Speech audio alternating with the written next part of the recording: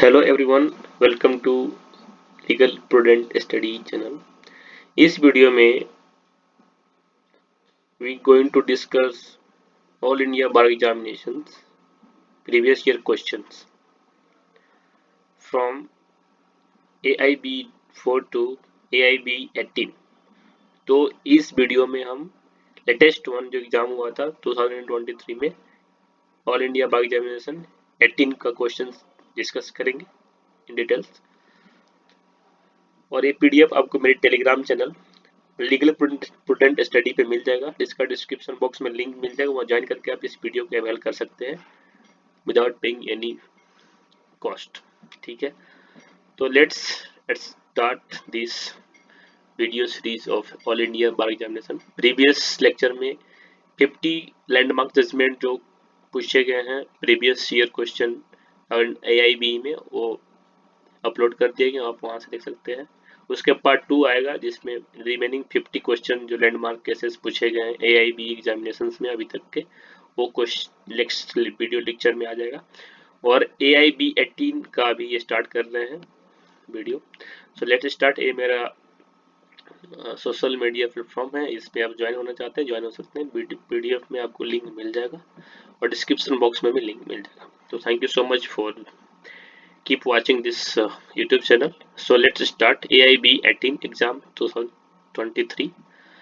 ये क्वेश्चन आपको ABCD group में आते हैं, तो lots of question has been asked till date. So 18 का जो क्वेश्चन है, फर्स्ट क्वेश्चन है AIB 18 2023 का question. The concept of trade and commerce mentioned in the Indian Constitution is motivated from the experience of the following counting। Mainly freedom of trade and commerce किस constitution से, किस country के constitution से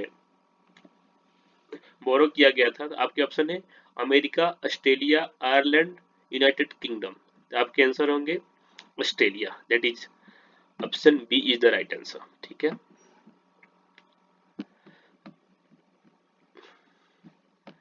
option B is the right answer. Next question है, इसको details में पढ़ना है तो फुटनोट में आपको डिटेल्स में इसके मिल जाएंगे। The concept of freedom of trade and commerce and expression, the commerce and intercourse throughout the territory of India, as mentioned in Article 301 of Indian Constitution, is inspired by the Australian Constitution. Next question is question number 2. Which of the following writ is issued to enforce the performance of public duties by the authority? तो there are 5 types of writs, तो उसमें से 4 option दिए गए हैं। Mandamus, quo warranto, certiorari and prohibition. आपको comment करना है इसमें से कौन सा रिट रिमेनिंग रह गया है, कमेंट में लिखिए। तो यहाँ पे आंसर है आपका क्वेश्चन नंबर 2 का, जो पब्लिक ड्यूटी को परफॉर्मेंस को इन्फोर्स करने के लिए रिट को इशू किया जाता है। पब्लिक ड्यूटी के परफॉर्म मैंडेमस होगा या कोवरांटो होगा, सर्च्योररी होगा, प्रोहिबिशन होगा। तो यहाँ के ऑप्शन देखते हैं। ऑप्शन नंबर मैंडेमस जो रिट है, the writ of mandamus is issued by the court by a court to a public authority directing it to perform a public duty which it has failed or refused to perform। the mandamus mandate करता है किसी भी public authority को to perform his और her duty. ठीक है, तो यहाँ पे option A is the right answer.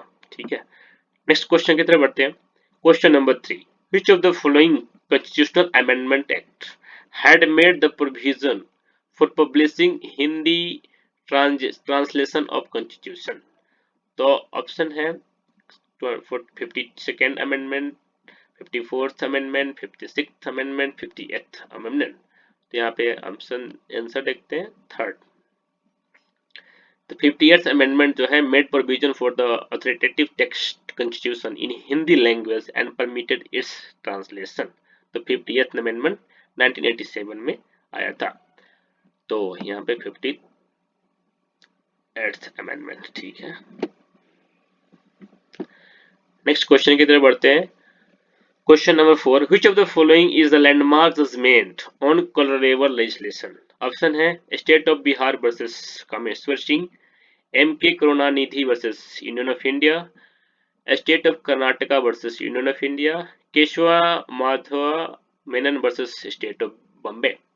तो आपके ऑप्शन 4 हैं, आपके यहाँ पे आंसर होगा कौन सा, state of Bihar versus Kameshwar Singh. इसमें ये लैंडमार्क केस है जो जिसमें कोलरेबल लेजिस्लेशन को डिस्कस किया गया था।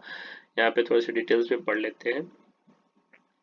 Doctrine of collaborative legislation was discussed in the case of State of Bihar versus Kameshwar Singh, which addressed the misuse of legislative power.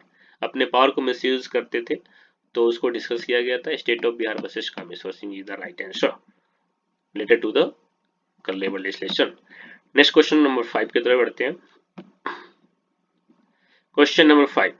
Which of the following constitutional amendment act was passed in the light of the advisory opinion received in Reverovary Union? So आपके option है Constitutional Amendment 4th 1955, Constitutional Amendment 7th 1956, Constitutional Amendment 9th 1960 and Constitutional Amendment 11th 1961. यहाँ पे आपके option C is the right answer. 9th Amendment 1960. ठीक है। Next question number 6. Which of the following provision of the Constitution of India is relevant for solving questions of repugnancy between a central law and a state law? आपके answer हैं article 258, options 252, 254, 256। I think 254 होना चाहिए। देखते हैं इसका answer क्या है। 6 number जो है 254 of the Constitution of India deals with the doctrine of repugnancy, which resolves conflict between central and state laws matters in concurrent list, that is list number 3, according to the article. In the case of conflict laws, in case of conflict, central laws prevail over state laws.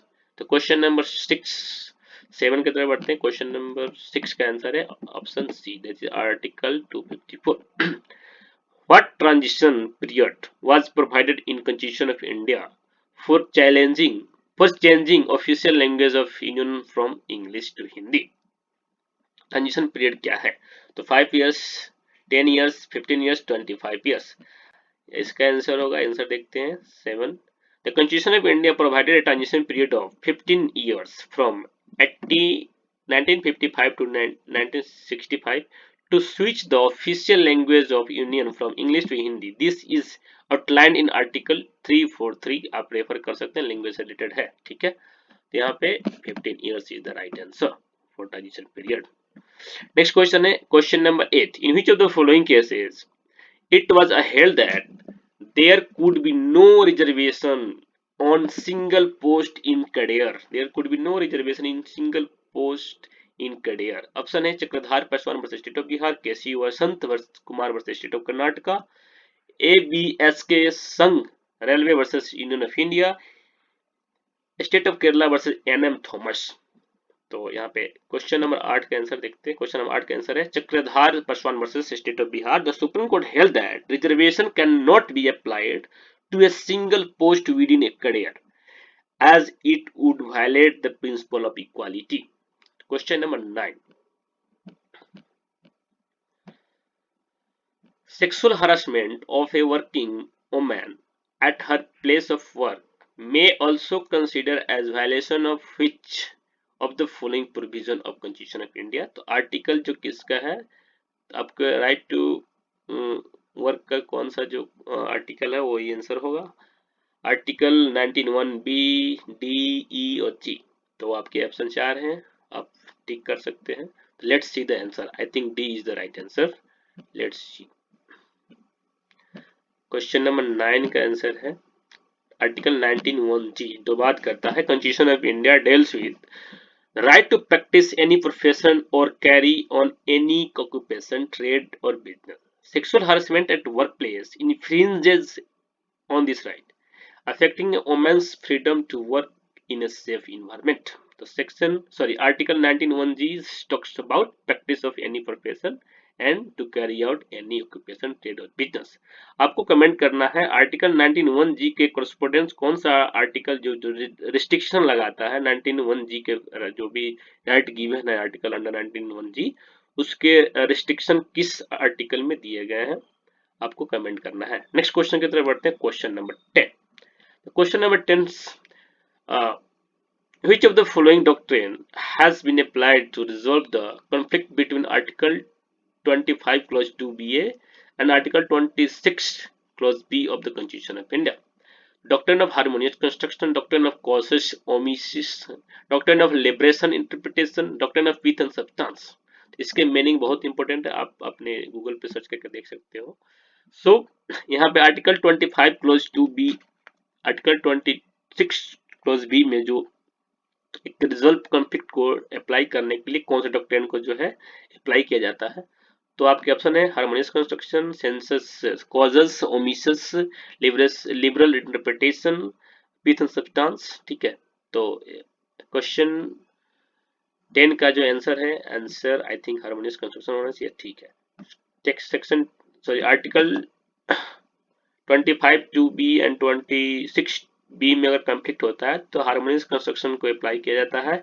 Is used to resolve the conflict between different provision of the article 25 clause 2 sub clause B and article 25 sub clause B regarding religious freedom and management of religious affairs. ठीक है, question number 11.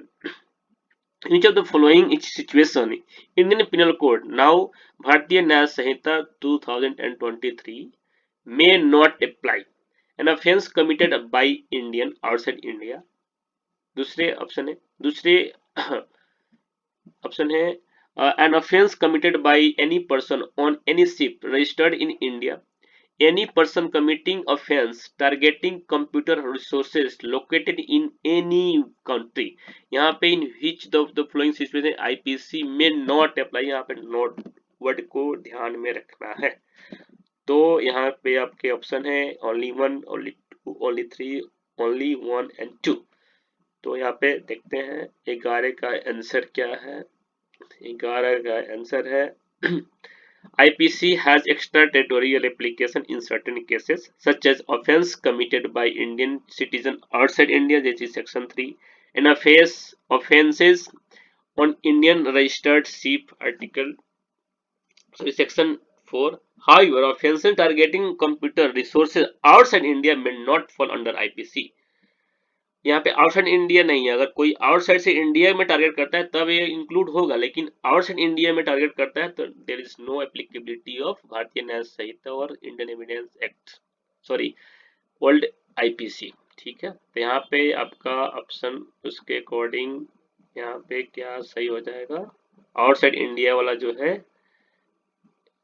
हटा दिया जाएगा, that is 2 and 3 the right answer. Just hold on guys, let me check the answer key.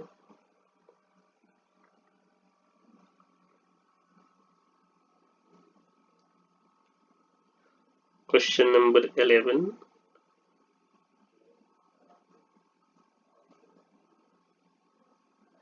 का only 3 is the right answer होगा. ठीक है, not applicable पूछ रहा है ना, तो यहाँ पे आउटसाइड इंडिया वाला जो है targeting computer resources located in any country except India, मतलब ठीक है आउटसाइड इंडिया में नहीं एप्लीकेबल होगा in case of the computer. ठीक है, सो नेक्स्ट क्वेश्चन है question number 12. How many types of punishment are currently existing under the Indian penal code? अब नाउ भारतीय न्याय संहिता हो गया है और एक और पनिशमेंट जुड़ गया, कम्युनिटी सर्विस. ठीक है, तो community service now has been added as a punishment under the भारतीय न्याय संहिता. ठीक है,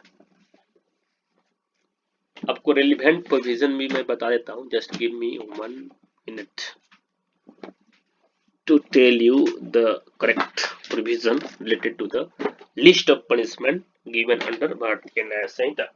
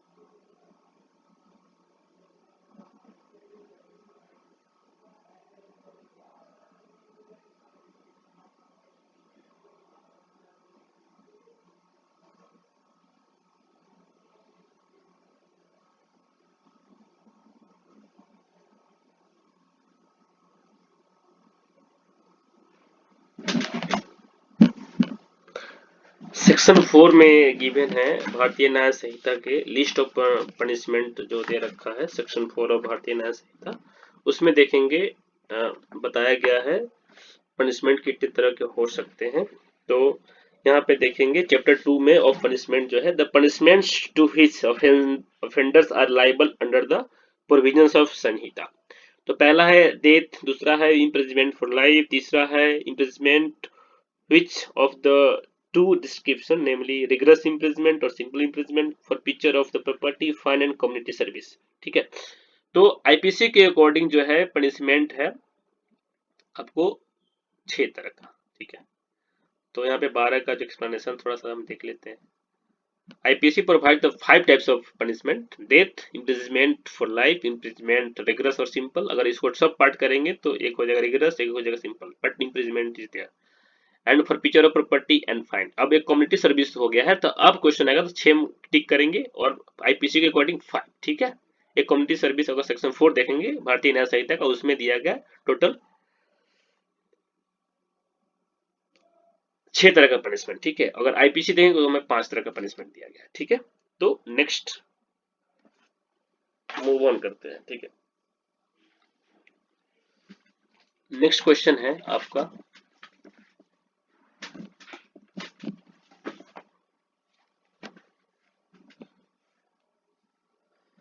क्वेश्चन नंबर यहाँ पे 5 is the right answer.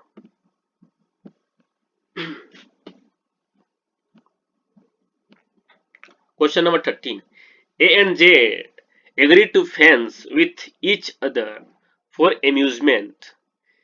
In the course of such fencing, while playing fairly, A hurts Z severely. Which of the following offense is committed by A? Hurt, attempt to murder, grievous hurt, no offense। यहाँ इसके explanation देखते हैं 13 का क्या answer है। In this case, both A and Z mutually in this case both A and Z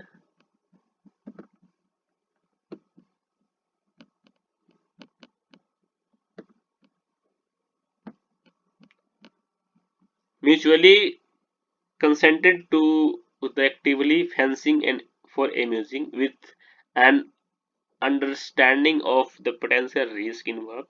Therefore, A is not liable for any offense due to the consent provided by Z। यहाँ पर Z का consent मिल चुका था, तो कोई यहाँ पे offence नहीं होगा। ठीक है, नेक्स्ट क्वेश्चन है question number 14, in which of the following situation right of private defence can not extend to causing death.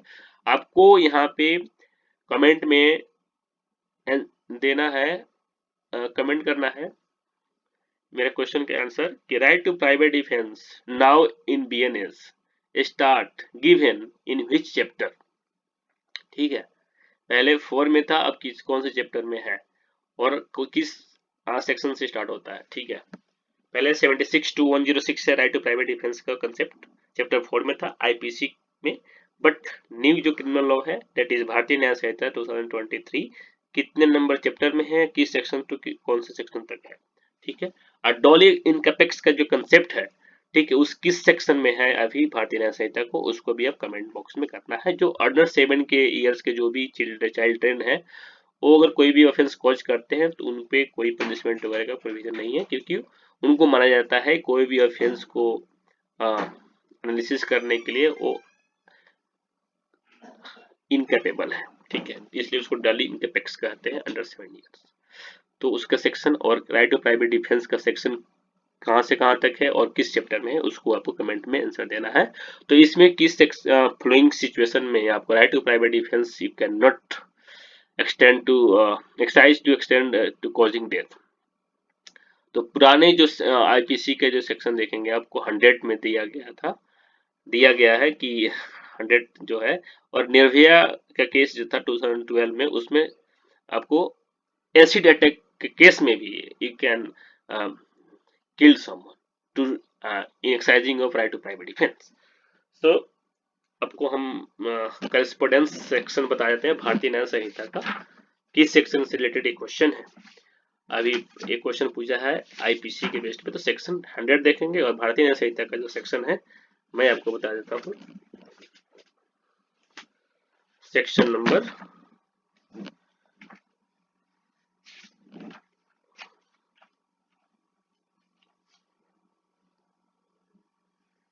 Section number 38, ठीक है। इसका मार्जिनल हेड कहता है when the right of private defence of the party extend to causing death, ठीक है। तो section 38 जो है यहाँ पर भारतीय न्याय संहिता में दिया गया है, उसमें लिस्ट दिया गया है कि किस केस में आपको right to private defence exercise करते हुए ऑफेंडर को डेथ कॉज कर सकते हैं, ऑफेंडर का डेथ कॉज कर सकते हैं। 38 अब पुराने आईपीसी में जो है, पुराने क्रोनोलॉजी में सेक्शन 100, ठीक है। तो मैं इसको रीड आउट करता हूँ, फिर आप उसके अकॉर्डिंग बताना कि आंसर कौन सा है। सेक्शन सॉरी आर्टिकल 14 के लिए मैं रीड आउट कर रहा हूँ, सेक्शन 38 ऑफ भारतीय न्याय संहिता, ठीक है। तो मार्जिनल हेड है when right of private defence of the party extend to causing death, the right of private defence of the party extend under the restrictions specified in section 37। Section 37 कहता है acts against which there is no right of private defence to the voluntarily causing death or any other harm to the assailant if the offense which occasion the exercise of the right of private defense descriptions here and after, सारे जो भी description है यहाँ पे 7 दिए गए हैं, उसमें आप किसी को डेथ कॉज कर सकते हैं। पहला, first an assault as many reasonably cause the apprehension that death will otherwise be consequences of such assault। अगर किसी असॉल्ट का कंसिक्वेंसेस डेथ भी हो सकता है, उस केस में जो विक्टिम है अपने आप को सेव करने के लिए ऑफेंडर को डेथ कॉज कर सकता है। This is the first one, ठीक है। Second, such an assault as may reasonably cause the apprehension that grievous hurt will otherwise be the consequence of the such assault।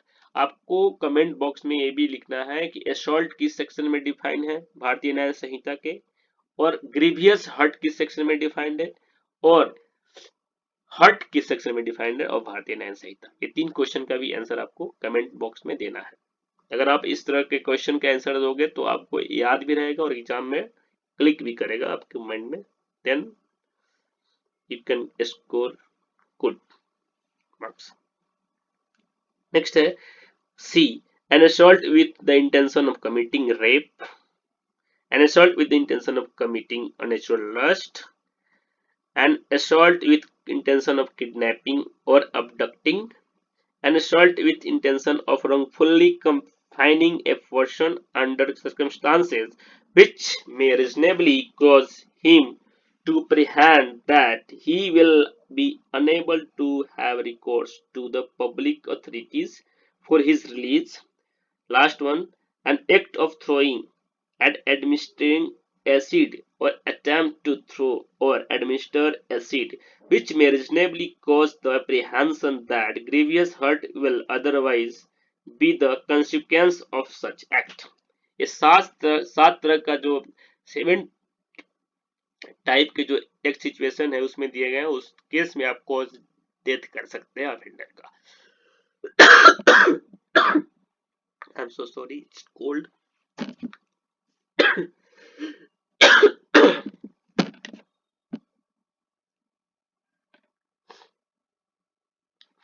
तो मैंने सिचुएशन बता दिया, उसके अकॉर्डिंग आंसर क्या होगा।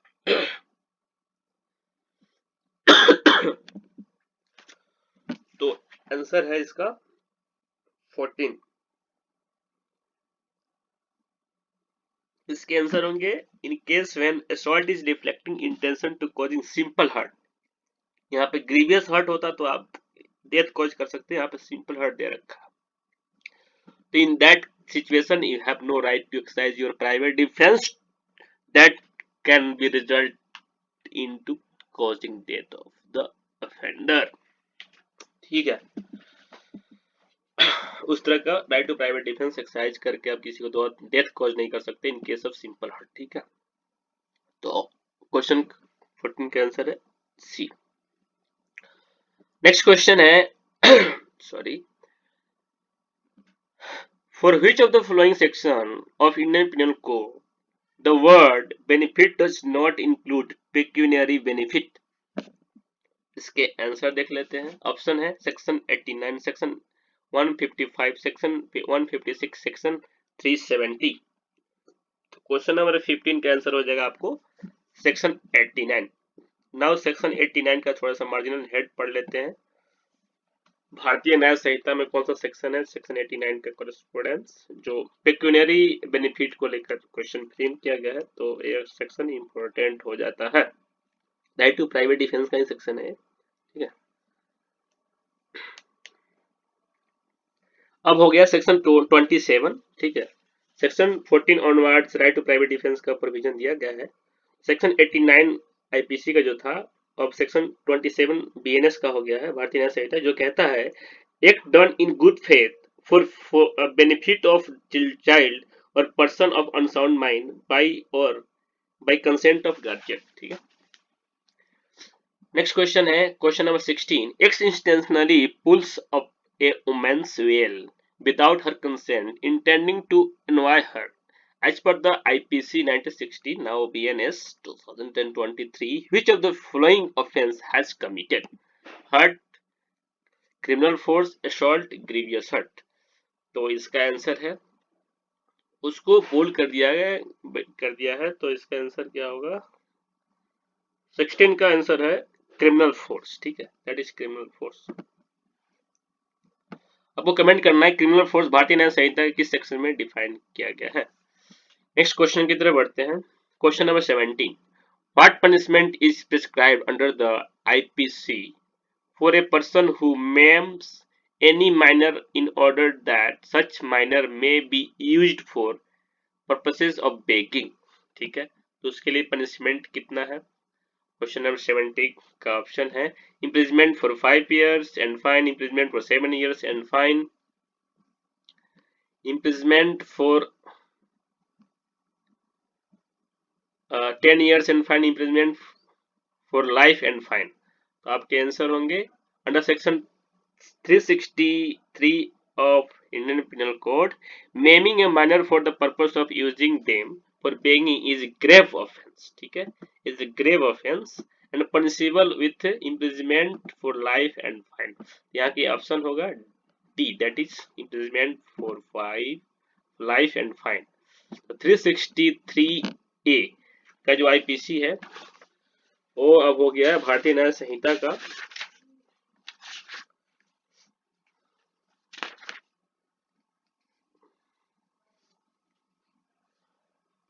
139, that is kidnapping और maiming a child for purposes of begging. उसके लिए पनिशमेंट है imprisonment for life and fine, ठीक है। Fine depends upon description of the court. आप सेक्शन पढ़ेंगे तो आप एग्जैक्ट फाइन दिया गया होगा तो ठीक है, नहीं तो इस केस में एग्जैक्ट फाइन नहीं होता, वहां पर description of the court as per the circumstances award किया जाता है, ठीक है। तो देख लेते हैं फाइन भी कितना है। 137 किडनैपिंग, 139 सेक्शन 139 देखेंगे आप भारतीय न्याय संहिता का।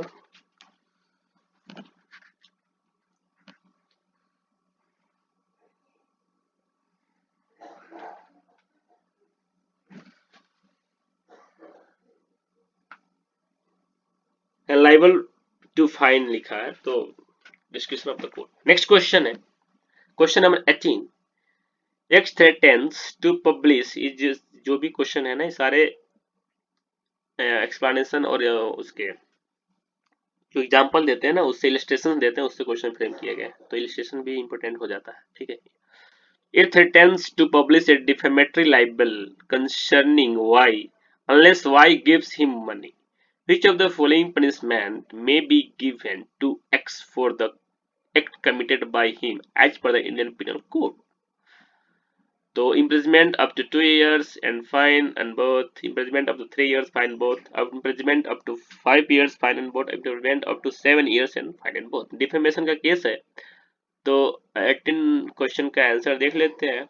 18 नंबर क्वेश्चन का आंसर है this act falls under the criminal intimidation with the intents of extortion under the section 503 506 of IPC.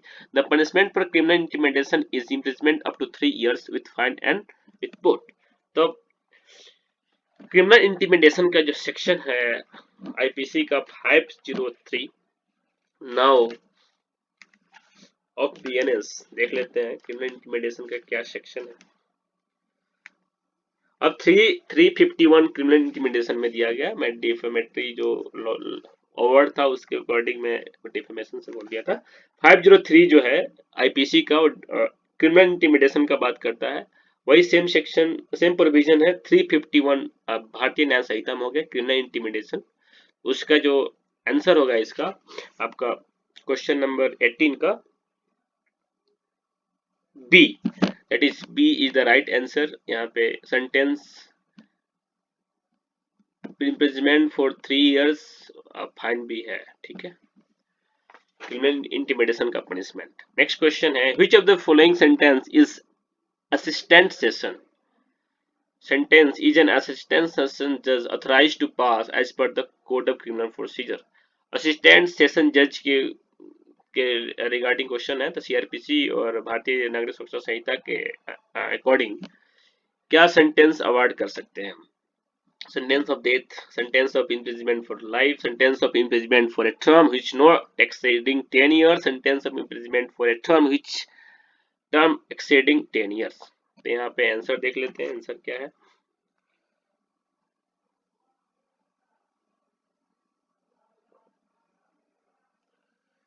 Question number 19, right, question number 19 का आंसर होगा आपका C, that is sentence of imprisonment not exceeding 10 year. 10 year से ज्यादा के imprisonment award नहीं कर सकते हैं एक ऑनरेबल सेशन जज ऑफ एनी डिस्ट्रिक्ट, ठीक है, असिस्टेंट सेशन जज। तो इसके एक्सप्लेनेशन में थोड़ा सा पढ़ लेते हैं क्या दिया है। According to CrPC, that is Code of Criminal Procedure, an assistant session judge can impose a sentence of imprisonment for a term not exceeding 10 years। ठीक है। Now question number 20. As a person arrested by a private person for committing a non-bailable and cognizable offence shall be rearrested by a police officer if such person comes under which of the following provision of the Code of Criminal Procedure? Section 41, 41A, 42, 43। तो इसके answer होंगे आपके 41। तो CrPC के 41 के according जो है ए police officer री अरेस्ट कर सकता है in case A private person arrest किया गया है for committing a non bailable and cognizable offence को लेकर, ठीक है। तो सेक्शन 41 ऑफ सीआरपीसी क्या कहता है उसके मैं मार्जिनल हेड और करस्पॉन्डिंग सेक्शन जो है भारतीय न्याय नागरिक सुरक्षा संहिता को मैं बता देता हूँ। तो 41 सेक्शन 41 जो कहता है व्हेन पुलिस में अरेस्ट विदाउट वारंट, ठीक है। अब नाउ सेक्शन 35 हो गया है व्हेन पुलिस में अरेस्ट विदाउट वारंट, ठीक है। तो आपका आंसर होगा 41। 20 का आप थोड़ा सा एक्सप्लेनेशन देख लेते हैं। सेक्शन 41 नाउ सेक्शन 35 of भारतीय नागरिक सुरक्षा संहिता empowers a police officer to arrest a person without a warrant in case involving cognizable and non-bailable offense if a private person has arrested someone for such an offense। section 41 now section 35 of भारतीय नागरिक सुरक्षा संहिता allows the police officer to re-arrest that individual, ठीक है, allows the police officer to re-arrest that individual। Now question number 21, under which of the following situation wife is not entitled for maintenance under the section 1 to 5 of CRPC। Now section 1 to 5 जो है अब CRPC अब भारतीय नागरिक सुरक्षा संहिता का कौन सा section बन गया है, इसमें मेंटेनेंस क्लेम कर सकती है चिल्ड्रन एक वाइफ और पेरेंट्स। अब हो गया है सेक्शन 144 जो कहता है 144 that is 144 order for maintenance of wifes children and parents. ये सेक्शन बहुत इंपॉर्टेंट है भारतीय नागरिक सुरक्षा संहिता का। ये सेक्शन हो गया है 144, ठीक है, 144।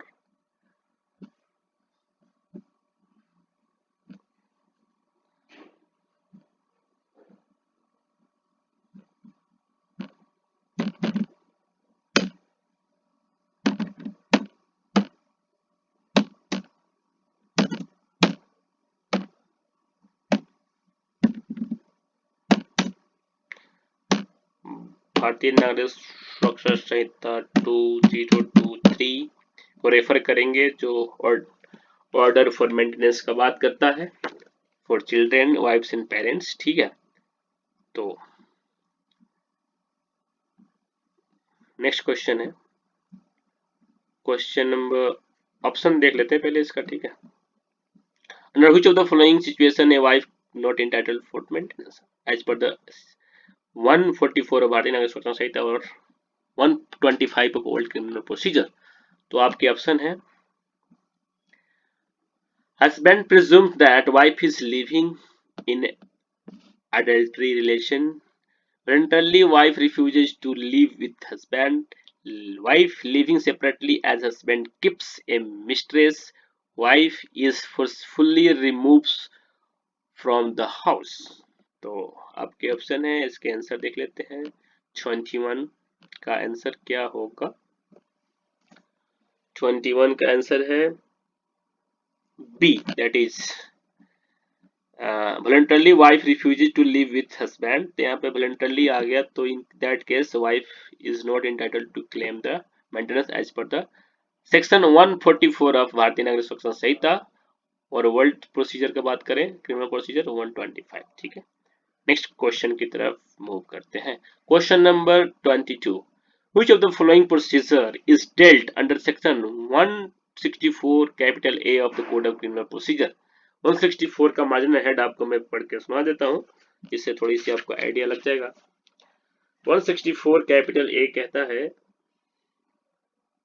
Medical examination of the victim of rape, in case of rape that victim can be medically examined is given under 164 of capital A of the CRPC, now in भारतीय नागरिक सुरक्षा संहिता 184 of the भारतीय नागरिक सुरक्षा संहिता। ठीक है, 184। ठीक है, तो थोड़ी सी नोट डाउन भी करते जाएं। 184 भारतीय नागरिक सुरक्षा संहिता 2023। ठीक है, सेक्शन 184। ठीक है, चलो तो ऑप्शन है medical examination of the victim rape, आपका आंसर मिल गया होगा। Attendance of witness bye police, recording of confession statement, recording of first information report by police officer. तो यहाँ पे 22 का आंसर है capital medical examination of the victim of rape. तो next question है 23, which of the following is incorrect with respect to diary of proceeding in investigation as per code of criminal procedure 1923, now भारतीय नागरिक सुरक्षा संहिता। which of the following is incorrect in respect of diary of the proceeding, same provision है आपको भारतीय नागरिक सुरक्षा संहिता में। Option है, the statement of witness recorded during the investigation shall be inserted in diary, a diary shall be duly paginated। यहाँ पे क्या कह रहा है, इनकरेक्ट, यहाँ पे incorrect option, negative positive sense का भी ध्यान रखिएगा क्वेश्चन में। ठीक है, जिससे क्वेश्चन के आंसर कभी कभी गलत हो जाते हैं, अगर आप सेंस नोट पूछ कहीं नोट लगा देगा, कहीं करेक्ट और इनकरेक्ट पूछेगा, तो इसका ध्यान रखेंगे आप। 23 का जो ऑप्शन है, ऑप्शन के अकॉर्डिंग आंसर होगा द डायरी में बी यूज्ड एज एविडेंस। तो डायरी जो है उसको एविडेंस एज नहीं यूज कर सकते हैं, इनकरेक्ट ये ऑप्शन है। ठीक है, तो इसके लिए एक्सप्लेनेशन देख लेते हैं 23 का, थोड़ी सी और क्लियर हो जाएगी। As per the code of criminal procedure और Bharatiya Nagarik Suraksha Sanhita, the investigation diary is meant for internal use by the police and can not be used as primary evidence in court. It can however be used to refresh the memory of the police officer or by court to verify the facts। ठीक है, इसको primary evidence की तरह use नहीं कर सकते हैं। ठीक है ना, नेक्स्ट क्वेश्चन है question number 24, in which of the following cases manner of committing offense is not required to be mentioned in charge as per the code of criminal procedure। manner of committing offense is not required, किस case में आपको किस situation और flowing cases में not required है। ठीक है, तो A is accused of the theft of a certain article at certain time or place। A is accused of cheating B at a given time and place. A is accused of disobeying a direction of law with intent to save B from punishment. A is accused of giving false evidence at given time and place. तो 24 का answer है A. A is accused of theft in certain article, a certain time and place. तो इसके explanation देखना चाहें देख लेते हैं. For the offense of theft, 378 में थेफ्ट है आईपीसी के अकॉर्डिंग. अब नाउ भारतीय न्याय संहिता में कौन से सेक्शन में है आप कमेंट करेंगे.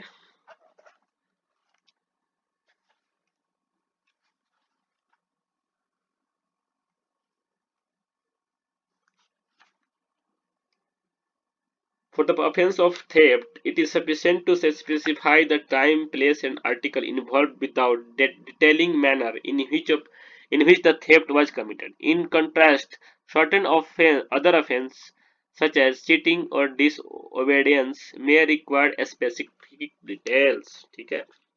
378 का correspondence section of भारतीय नागरिक संहिता क्या है.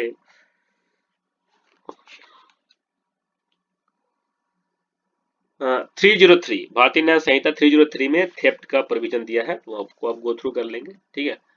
तो सेक्शन क्वेश्चन 24 का आंसर होगा ए. ठीक है. क्वेश्चन नंबर 25 थोड़ा सा स्पीडी कवर करेंगे. ठीक है.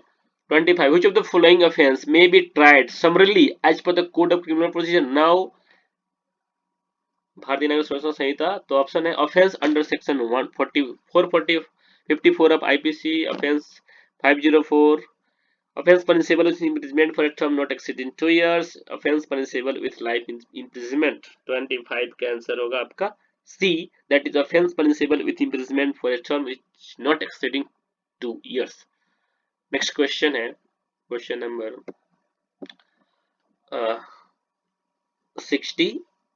26. ठीक है. Question number 26. Which of the following section of the CRPC, now भारतीय नागरिक संरक्षण संहिता, provides a reference to High Court? Section 275, Section 327, Section 383, Section 395. तो इसके आंसर देख लेते हैं, फिर then we'll go to the correspondence section of भारतीय नागरिक संरक्षण संहिता. सेक्शन इसके आंसर होंगे आपका 395 के करस्पोंडेंस सेक्शन क्या है भारतीय संरक्षण संहिता का, आप कमेंट करेंगे.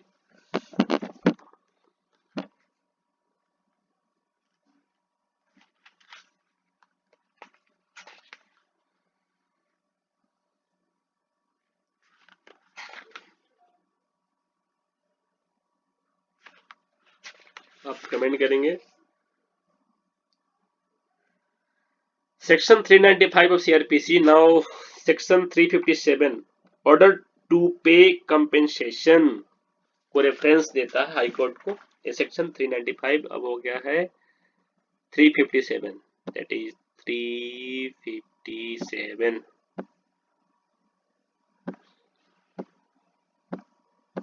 ठीक है. नेक्स्ट क्वेश्चन की तरफ बढ़ते हैं. यहाँ 357 of BNSS.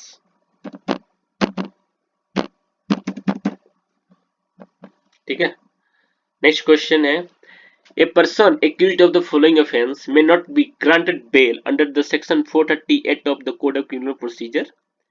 A accused of offense under section 376 AB, A accused of offense under section 377 DA, section 377 DB.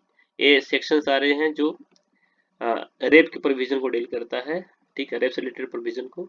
यहाँ आपके ऑप्शन है 1 और 2, 2 और 3, 3 और 1 and all of the above. तो 27 का यहाँ पे आंसर हो जाएगा आपको option D, all of the above. ठीक है. A person accused of the following offences may not be granted bail. यहाँ पे बेल ग्रांट नहीं किया जाएगा क्योंकि cognizable and non bailable offences हैं. ठीक है. तो सेक्शन 438 जो सीआरपीसी का है उसका करस्पोंडेंस सेक्शन क्या है जो भारतीय नागरिक सुरक्षा संहिता का है. सेक्शन 438 डील करता है calling for records to exercise power of revision. ठीक है. सॉरी, मैं भारतीय इंडियन पिनल कोड के जो सॉरी सीआरपीसी के जो सेक्शन है उसके करस्पोंडेंस सेक्शन देखते हैं 438 का करस्पोंडेंस सेक्शन है भारतीय नागरिक सुरक्षा संहिता में direction for grant of bail to person apprehending arrest. ठीक है, एंटीसिपेटरी बेल का बात कर रहा है 438, तो इसका करस्पोंडेंस सेक्शन है 482। ठीक है, direction for grant of bail to a person apprehending arrest. ठीक है, तो 482 हो गया है और यहाँ पे नोट में हम लिख सकते हैं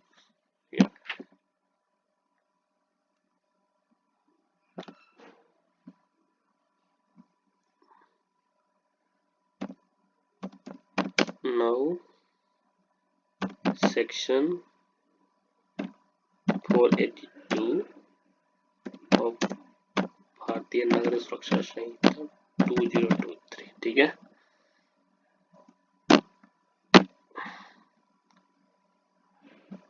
करस्पोंडेंस सेक्शन। नेक्स्ट यहाँ आपका आंसर होगा यहाँ पे डी। नेक्स्ट क्वेश्चन है which of the following acts if done by any magistrate even in good faith without being empowered shall vitiate the proceeding as per the code of civil procedure, sorry, criminal procedure? Tender a pardon under the section 306 of CRPC, recall a case or try it under the section 410 of CRPC, attach the property under section 83 of CRPC, hold an inquest under section 176 of CRPC। Question 28 का answer comment करेंगे आप। इसका answer होगा C, attach the property under section 83 of the CrPC. तो अगर यह कोई भी अगर मजिस्ट्रेट अगर बिना एम्पावरमेंट के अगर ये करते हैं then proceeding will be vitiated। so कौन सा है? in case of attached property under section 83 of CRPC। 83 क्या कहता है इसको देख लेते हैं। 83 CRPC कहता है attachment of property of a person absconding. इसका करस्पोंडेंस सेक्शन भारतीय न्याय संहिता का 85 of Bharatiya Nagarik Suraksha Sanhita, attachment of property of person absconding. ठीक है, तो भारतीय न्याय संहिता 85 हो गया है यह सेक्शन। ठीक है, करस्पोंडेंस सेक्शन में बात कर लेते हैं 85 सेक्शन 85 ऑफ भारतीय नागरिक सुरक्षा संहिता 2023। ठीक है, next question, which of the following is material for deciding the jurisdiction of the civil court in the light of the code of civil procedure 1908?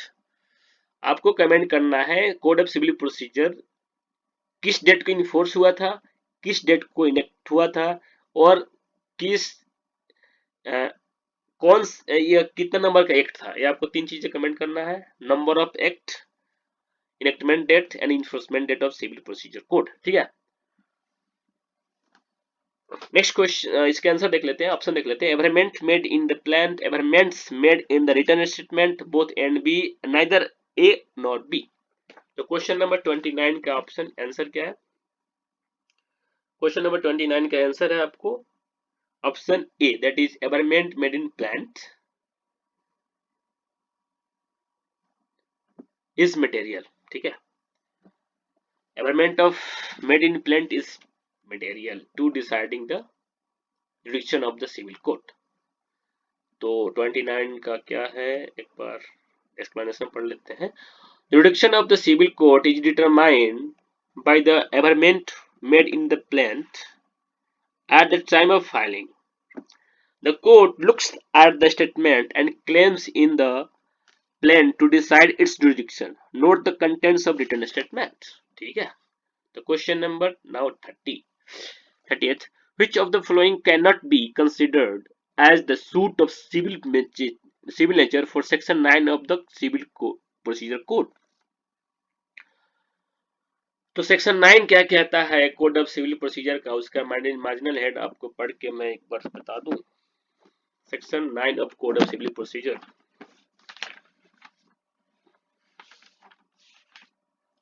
Court to try all civil suits unless barred, अगर कोई board नहीं किया गया तो court उस civil suit को try कर सकता है, ठीक है। तो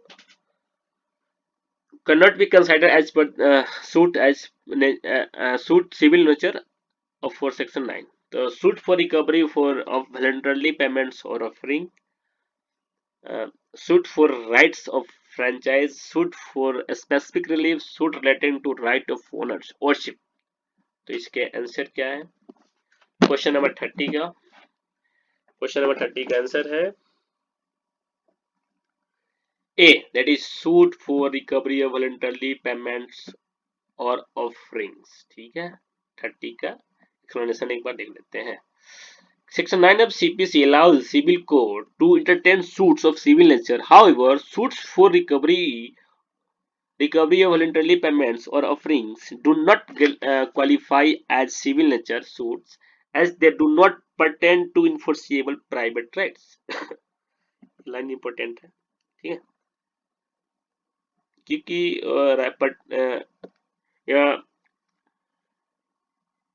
इन्फोर्सेबल प्राइवेट राइट को परटेन नहीं करता है टू इन्फोर्स, इसलिए जो है यह नेचर जो सेक्शन 9 में दिया गया है सिविल सूट का अटैक नहीं करता।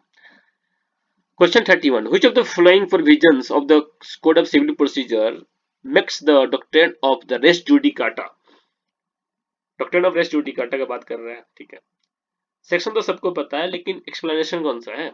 Applicable in the representative suit का बात कर रहा है।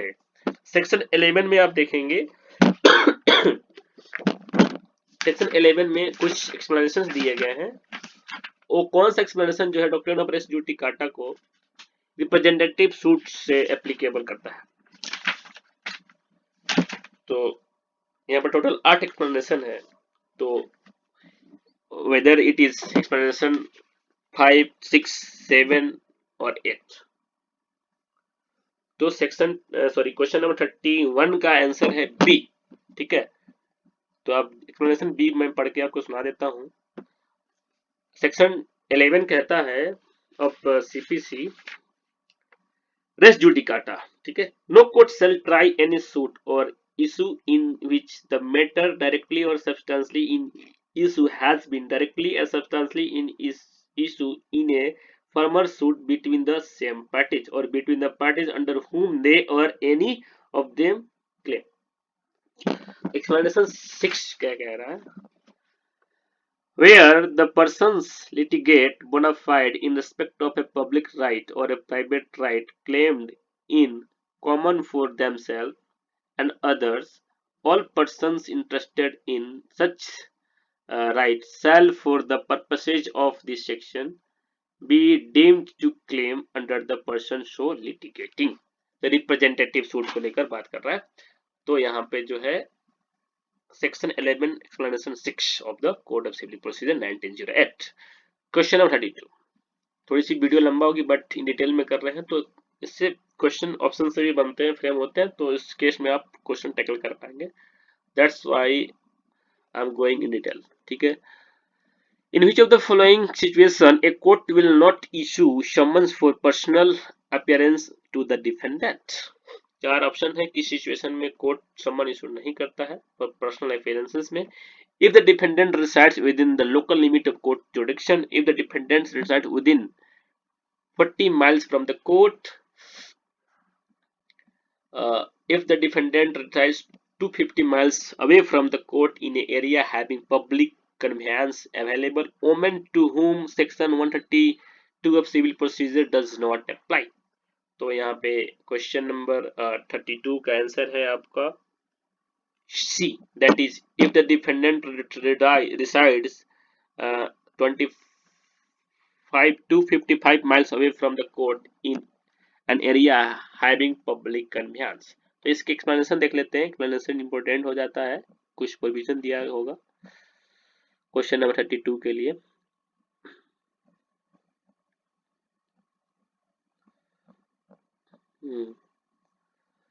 As per the code of civil procedure, the court generally issue a summons within a reasonable distance to facilitate personal appearance. If the defendants reside 250 miles away in an area where the public conveyance is available, the court may avoid issuing summons for personal appearance due to the impracticability of distance. ठीक है, impracticability of distance.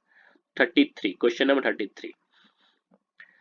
Question number 33. In which of the following situation plaintiff is precluded from bringing a fresh suit as per the CPC? तो precluded 33 यहाँ पे option है dismissal of suits where someone's not serves in consequences of plaintiff's failure to pay cost. Dismissal of suit becomes neither party appeared. Dismissal of suit because plaintiff did not appear. Dismissal of suit because plaintiff did not apply for fresh summons within given time limit once it returned. तो यहाँ पे option C is the right answer. ठीक है. Question number 34. How many times at max may an adjournment be granted to a party during hearing of the suit as per the Code of Civil Procedure? 2 times, 3 times, 4 times, none. There is no limit prescribed. तो question number 34 का है 3 times. ठीक है, 3 time adjournment for hearing the suit as per the code of civil procedure. इस पर एक बार देख लेते हैं, कोई सेक्शन मेंशन है क्या. As per the code of adjournment, limited time maximum of 3 times as per the 3 times per party during the hearing of the suit. This rule aims to expedite the judicial process by preventing unnecessary delay. Unnecessary delay को prevent करने के लिए limitation लगाया गया है. ठीक है. Next question है which of the following amendment act made the provision in the code of civil procedure to produce a witness without summon. बिना समन को भी विटनेस को प्रोड्यूस किया जा सकता है. इस प्रोविजन को कब ऐड किया गया था, कब मॉडिफाई करके ऐड किया गया था कोड ऑफ सिविल प्रोसीजर को, by which amendment act. Amendment act 1967, 1919, 2002. Such provision does not exist. 35 question number का आंसर क्या है, आप जल्दी से बताएं, कमेंट करें. यहाँ पे आंसर है अमेंडमेंट 1999. ठीक है, अमेंडमेंट 99. इसके रिलेवेंट सेक्शन आप कमेंट बॉक्स में कर सकते हैं. क्या है 99 का अमेंडमेंट, क्या है आप कमेंट बॉक्स में बताइए. इसका रिलेवेंट सेक्शन क्या है, प्रोविजन कौन सा है. ठीक है. क्वेश्चन नंबर 36, इसका थोड़ा एक्सप्लेनेशन देख लेते हैं. क्वेश्चन नंबर 35 का under the CPC, the cost generally covers expenses directly related to the conduct of litigation, such witness expenses and legal fees. However, costs do not typically include incidental expenses like food and lodging unless especially awarded by the court. Sorry, हम दूसरा explanation पढ़ लिए. Code of Civil Procedure 1919 introduced the provision allowing the party to produce witness without requiring a summon in certain circumstances, aimed at simplifying the process and reducing delay in the court proceeding. 35 is the right answer. का answer हो जाएगा B. 36. Which of the following is not included in the word cost as provided under the code of civil procedure? The expenses of the witnesses incurred. Cost में क्या include नहीं है. Legal fees and expenses incurred, fooding and lodging expenses incurred, any other expenses incurred in connection with the proceeding. तो 36 का answer क्या है, 36 का answer है आपका C, that is fooding and lodging expenses is not incurred. Fooding lodging expenses incurred is not included in cost. ठीक है. Question number 37. What period is prescribed under the Code of Civil Procedure for defendant to enter an appearance for filing address for service of notice on him in case of suit where the summary procedure is to be applied? Option is 7 days from the date of receiving summon, 10 days, 15 days, 30 days from the date of receiving the summon. Question number 37 का answer क्या है, answer होगा B, that is 10 days from the date of receiving summon. ठीक है. 37 का अगर explanation देखना चाहेंगे तो यहाँ पे एक्सप्लेनेशन दिया गया. इन case of here the summary proceeding is applied under order 37 of the CPC, a defendant is required to enter an appearance within 10 days from the date of the receiving the summon to proceed with the case. 10 days is the right answer. ठीक है. Question number 38। Question number 38 कहता है under the which of the following provision the code of civil procedure the appellate court may remit an issue for trial to lower court, may remit an issue to trial the to lower court. Order 51, Rule 23, Order 51, Rule 23A, Order 51, Rule 24, Order 51, Rule 25। तो Rule 21 क्या कहता है, मैं आपको उसका heading पढ़ के सुना देता हूँ। Order 21 कहता है अपील्स फ्रॉम ओरिजिनल डिक्री, ठीक है, अपील्स फ्रॉम ओरिजिनल डिक्री। तो यहाँ पे आंसर क्या है, आंसर आप कमेंट करिए। 38 38 का आंसर है D, that is order 51 rule 25 क्या कहता है, मैं आपको पढ़ के भी बता देता हूँ।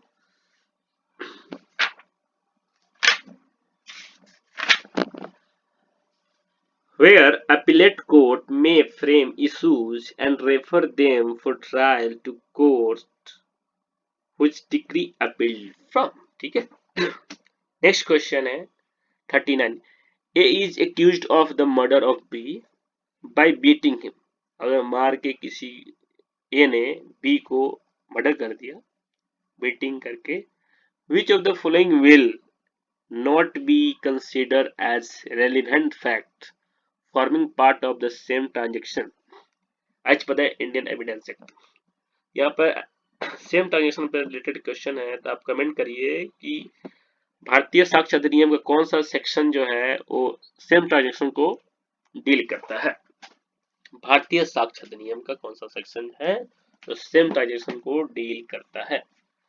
तो ऑप्शन है आपका, इस क्वेश्चन का ऑप्शन एक्चुअली बीटिंग के केस में क्या है दिया गया है, आप बताइए। Whatever said by the A or B at the time of beating, whatever done by A or B at the time of beating, whatever said by standards at the time of beating, whatever said by the A or B a day before the day of beating।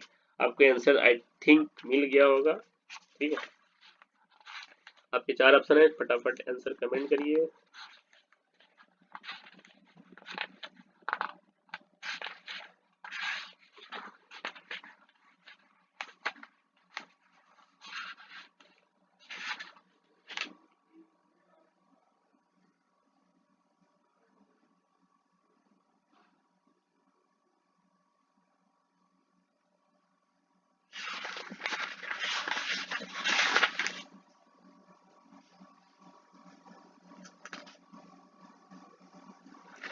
तो section 4 है भारतीय साक्ष्य अधिनियम का जो same transaction का को deal करता है। पहले इंडियन एविडेंस एक्ट में सेक्शन 6 था, ठीक है।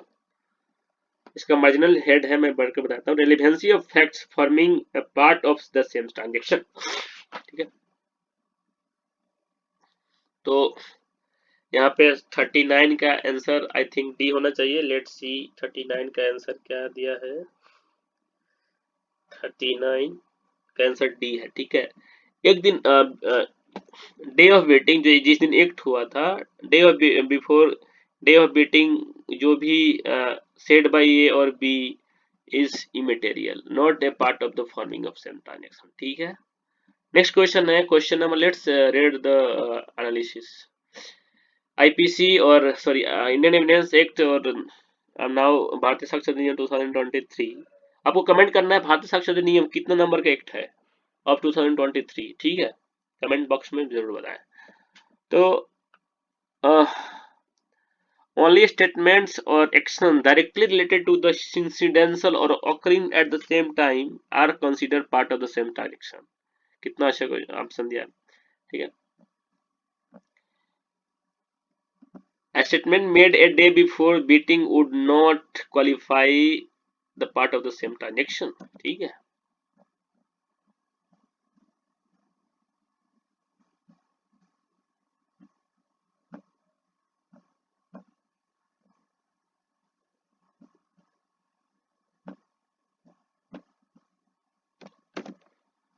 Incident and occurring at the time are considered as the part of the same transaction at the same time of the act. ठीक है. Next question है question number 40. Which of the following provisions of the Indian Evidence Act says that the confession to a police officer shall not be proved against him? तो कुछ option है, आपको answer तो पता ही होना चाहिए. Section 24, section 25, section 26, section 27. तो इसका आंसर है 40 का आंसर क्या है? सेक्शन 40 का आंसर है आपको 24, 25, 26 और 27. तो इसका आंसर देख लेते हैं एक्सप्लेनेशन में. Question 40 section 25 of Indian Evidence Act provides a confession made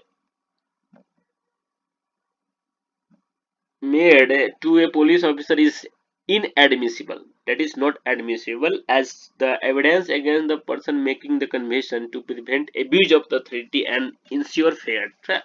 ठीक है. अब section 25 of Indian evidence act जो है अब हो गया है आपको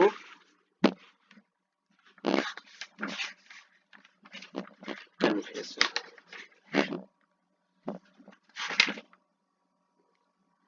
section 23 confession to a police officer. ठीक है, नॉट टू बी प्रूव्ड. ठीक है.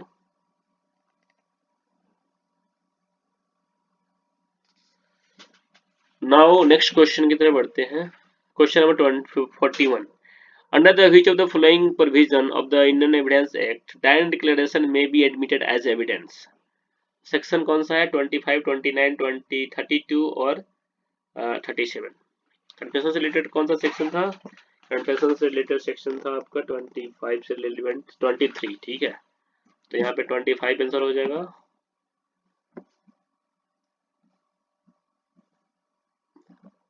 इसका कोरेस्पोंडेंस सेक्शन ऑफ भारतीय साक्ष्य अधिनियम का 23. ठीक है, भारतीय साक्ष्य अधिनियम 2023. ठीक है. Now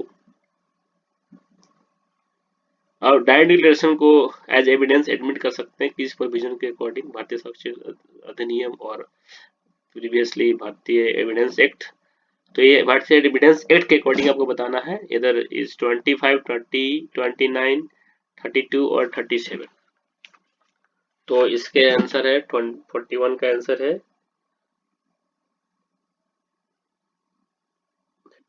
answer is C 32. ठीक है, 32 में डायरेक्ट डिक्लेरेशन को एज एविडेंस हम एडमिट कर सकते हैं. अब 32 हो गया है, इसका कमेंट पढ़ लेते हैं. सेक्शन 32 ऑफ द भारतीय साक्ष्य भारतीय evidence act, Indian Evidence Act allows the admission of the direct declaration as the evidence considered it's credible as it made by the person who believes they are about to die and thus has no motive to lie. इसके related एक magazine भी है, magazine आप comment box में करेंगे क्या magazine है इससे रिलेटेड एक. ठीक है, डायरेक्ट डिक्लेरेशन से रिलेटेड. सेक्शन 32 जो इंडियन एविडेंस एक्ट का है, अब भारतीय साक्ष्य अधिनियम का सेक्शन हो गया है 26. ठीक है, 26. इसका मार्जिनल हेड है cases in which the statement of relevant facts by a person who is dead or can not be found etcetera is relevant. ठीक है, तो 26 हो गया है. अब नाउ भारतीय साक्ष्य अधिनियम का, तो 26 BSA 2023. ठीक है,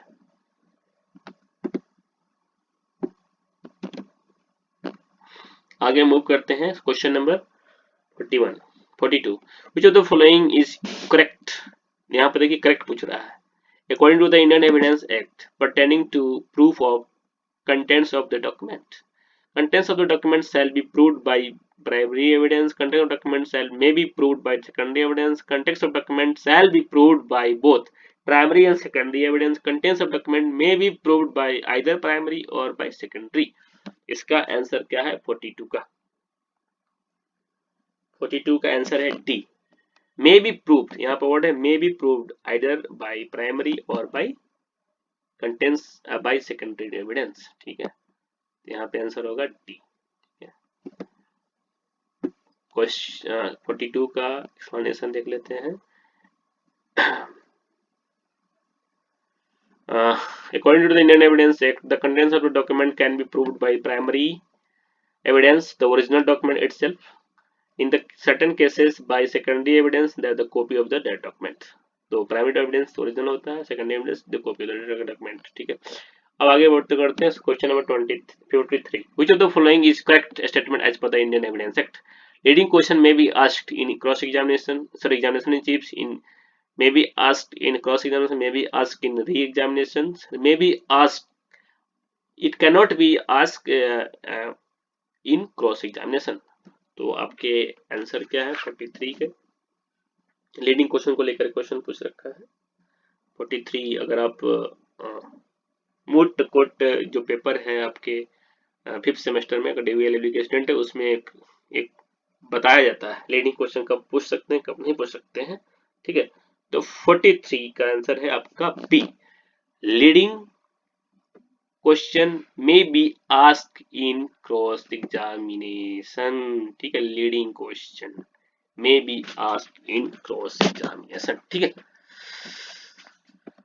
नेक्स्ट क्वेश्चन है 43 हो गया। According to the Indian evidence act 43 का थोड़ा सा पढ़ लेते हैं।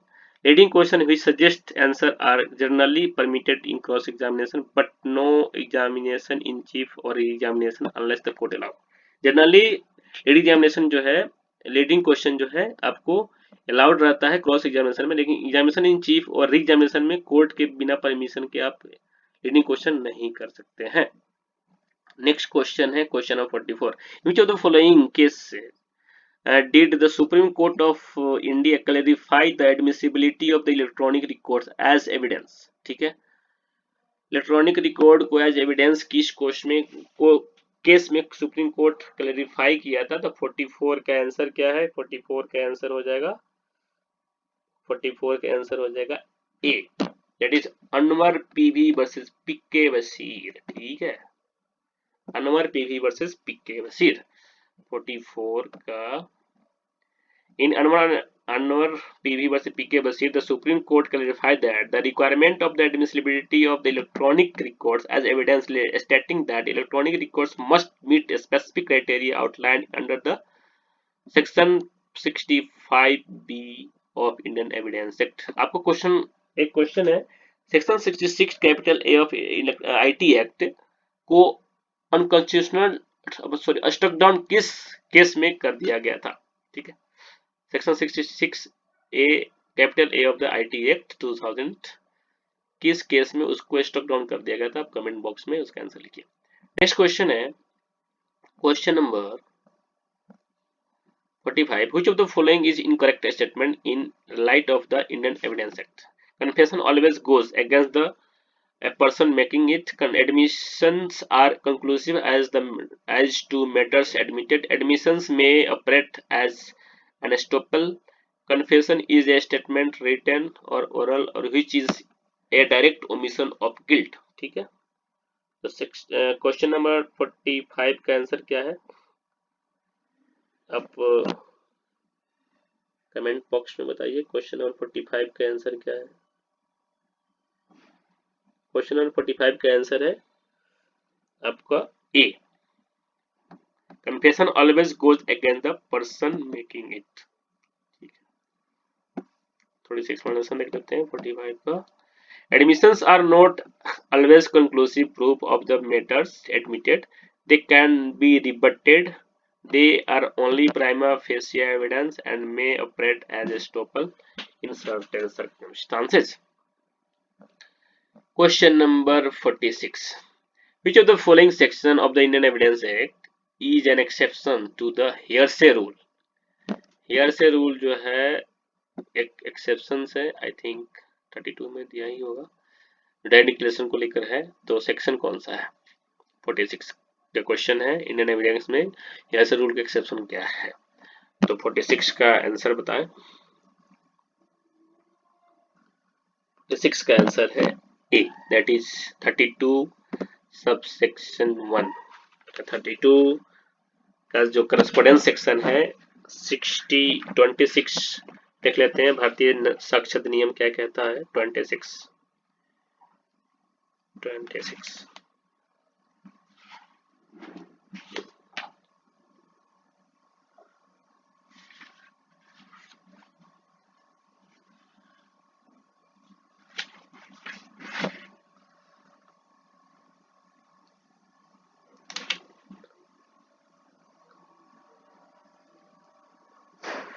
Case says in which the statement of relevant fact by a person who is dead or cannot be found etc is relevant. ठीक है, नेक्स्ट क्वेश्चन है which of the following is not a recognized alternative dispute resolution mechanism under the code of civil procedure. Section 89 refer करेंगे इस question को लिए, जिसमें ADR के alternative dispute resolution mechanism क्या क्या है वो दिया गया है. ठीक है, आर्बिट्रेशन तो है, कंसोलेशन तो है, लोकल अदालत है, नेगोशिएशन इज नॉट गिवन. ठीक है, तो आप एक बार चेक कर लीजिए, तो यहाँ पे आंसर होगा डी. एक बार चेक कर लेते हैं, थोड़ी सी इनकी एक्सप्लेनेशन में दे रखा होगा. ठीक है, the recognized ADR mechanism under the section 89 of the code of civil procedure includes, क्या क्या इंक्लूड करता है? arbitration there is there, conciliation is there, mediation is there, local अदालत is there, negotiation while an informal method of dispute resolution is not formally recognized under the CPC as ADR mechanism. Okay, right, there are 4 types of ADR mechanism is given there. There is also a judicial something is given also. ठीक है, आप एक बार 89 section 89 refer कर लेंगे तो आपको clear हो जाएगा. लेट मी कंफर्म क्या है वो सेक्शन 89 ऑफ CPC.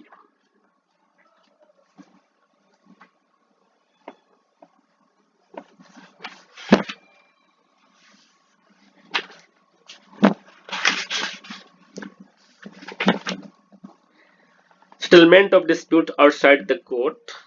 इसमें देखेंगे आप 89 सबसेक्शन 1 का सबसेक्शन 89 सबसेक्शन 1 का क्लॉज ए कहता है आर्बिट्रेशन है, क्लॉज बी कंसलेशन है, clause C judicial settlement including settlement through Lok Adalat और मेडिएशन है. ठीक है, तो अब arbitration is there, conciliation is there, Lok Adalat is there, negotiation is not there. ठीक है, यहाँ में मेडिएशन हो चलेगा, तो यहाँ पे डी आंसर हो जाएगा नॉट. तो 48 which of the following is incorrect statement in respect to लोक अदालत 1987 है ना, लीगल सर्विस अथॉरिटी एक्ट देखेंगे ना 1987 में आता. ठीक है, no court fee is required in Lok Adalat, यहाँ पे इनकरेक्ट पूछ रहा है तो इसका ध्यान रखेंगे. ठीक है, कोर्ट फी रिक्वायर्ड नहीं है, सही बात है भाई, तो इनकरेक्ट नहीं है. Lok Adalat can deal with all civil and criminal. Award of Lok Adalat is deemed decree, सही बात है भाई. No appeal against award of Lok Adalat is allowed, नहीं कर सकते जनरली. तो यहाँ पे क्रिमिनल मैटर में लोक अदालत डील नहीं करता, सिविल मैटर में करता है. तो यहाँ पे जो इनकरेक्ट ऑप्शन है दैट इज ऑप्शन बी. ठीक है, 48 का ऑप्शन क्या है? बी. ठीक है, तो इसके एक्सप्लेनेशन देख लेते हैं 48 का क्या कह रहा है. 48 का एक्सप्लेनेशन कह रहा है Lok Adalat is primarily handle civil patrimonial compoundable criminal cases, they can not deal with all criminal cases. यहाँ पे जो क्रिमिनल केस मैटर लिख रखा है ना, यहाँ के मतलब हुआ ऑल क्रिमिनल केस, यानी क्रिमिनल केस डील करता है, लेकिन कैसा क्रिमिनल केस? जो कंपाउंडेबल क्रिमिनल केसेस है वही डील करता है. ठीक है, सिविल करता है, मैट्रिमोनियल करता है, लेकिन जो कंपाउंडेबल क्रिमिनल केसेस हैं वही डील करता है लोक अदालत. ऑल क्रिमिनल केसेस डील नहीं करता है. That's why the option B is correct as per the question wording, specially non compoundable offences. This makes statement B is correct. ठीक, तो नाउ नेक्स्ट क्वेश्चन है 49. Which of the following is incorrect with respect to arbitration agreement as per the Arbitration and Conciliation Act? Arbitration agreement may be written as well as oral. Arbitration agreement may be in form of the separate agreement. Arbitration agreement may be in the form of the arbitration enclosed in a contract. Arbitration agreement may be for all or certain dispute which may arise between the parties. Arbitration agreement always written. होना चाहिए। ठीक है, अगर आप arbitration consolidation में refer करेंगे तो ये उसमें लिखा है arbitration agreement always written not oral. ठीक है, तो option B is right answer. For 10 का एक्सप्लेनेशन देख लेते हैं। हाँ, according to arbitration and consolidation act an arbitration agreement must be in writing. ठीक है, must be in writing. Oral agreement are not recognised as per valid agreement arbitration agreement under the AAC act, that is arbitration and consolidation 1996। आपको ये answer हो जाएगा। ठीक है, question number 50, in which of the following circumstances an arbitrator may not be challenged as per the Arbitration and Conciliation Act? ठीक है, when justifiable doubt as his independence arises, when justifiable doubts as to his impartiality arises, when he possesses the qualifications agreed by the party, when he becomes ineligible as per the 7th schedule of the act। तो इसके according answer क्या होगा? Question number 50 का answer जल्दी से comment करो। Question number 50 का answer है सी। ठीक है, क्वेश्चन नंबर 50 का आंसर है C. Question 51, when may two persons be said to be related to each other half blood in accordance with the Hindu Marriage Act? It talks about half blood। 51 answer होगा सी, when they are descended from a common ancestor by different husband। एक बार आप इसको cross check कर लेंगे, इसलिए इसमें star लगाया हूँ। यहाँ पे common ancestor by different wifes होगा या common ancestor by different husband होगा, एक बार आप चेक कर लेंगे। I am so sorry for timing. Next question की तरफ बढ़ते हैं। 52, which of the following is generally not considered as a valid condition for the Hindu marriage as per the Hindu Marriage Act? The party should not have a spouse living at the time of marriage। ये तो valid condition है। The party should be within the degree of prohibited relationship। should be, no। The party should not be spinal relationship। The party should not be suffering from epilepsy। तो 52 जो है D answer होगा। इसका थोड़ा सा explanation देख लेते हैं 52 का क्या कह रहा है। Epilepsy is no longer considered as disqualification of marriage, Hindu marriage, reflecting progressive changes in the law। ठीक, नेक्स्ट क्वेश्चन की तरफ बढ़ते हैं। Section 13(1) of the HMA provides for the following। क्या? grounds for restitution of conjugal rights, grounds for judicial separation, grounds for divorce। judicial separation का grounds क्या है? वो सेक्शन क्या 13(1) में दिया है? क्या रेस्ट्रिक्शन ऑफ कंज्यूमर राइट का भी प्रोविजन 31 में दिया है? क्या ग्राउंड्स फॉर डाइवोर्स का प्रोविजन 31 में दिया है? तो इसके अकॉर्डिंग आपका आंसर क्या होगा? रेस्ट्रिक्शन ऑफ कंज्यूमर राइट जो है सेक्शन 9 डील करता है ऑफ हिंदू मैरिज एक्ट का 1955। तो ये नहीं होगा, 2 and 3 is the right answer. 2 and 3 का है, D is the right answer. ठीक है, नेक्स्ट क्वेश्चन है, what is the meaning of the batil marriage in Muslim law? Valid marriage, void marriage, voidable marriage, irregular marriage. जल्दी से comment में करके बताओ। 54 B is the right answer, void marriage. ठीक है,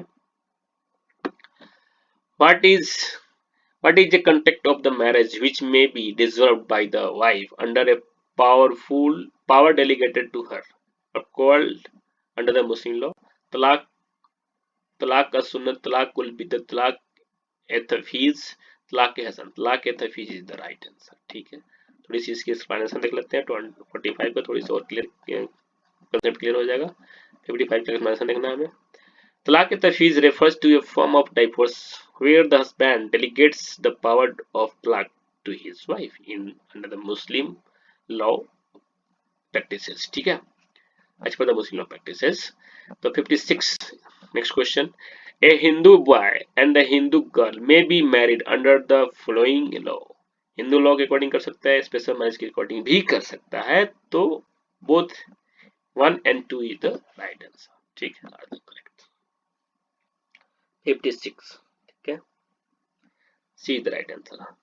question number 57, through which of the following amendment act the rights in the compulsory property is made available to a child as well. तो एक case आया था, case का आप comment करेंगे, उसके बाद से जो अमेंडमेंट लाकर आपको सक्सेशन एक्ट में इसको बाई 2005 अमेंडमेंट में इसको एक कंपल्सरी राइट भी कर दिया गया था, ठीक है, टू द लीगल चाइल्ड। तो आप केस लॉज का नाम कमेंट करेंगे। What should be the age difference between the adoptive father and his adoptive daughter? ये 10 जो है ना एक गलत से टाइप हो गया है। Let's erase this one.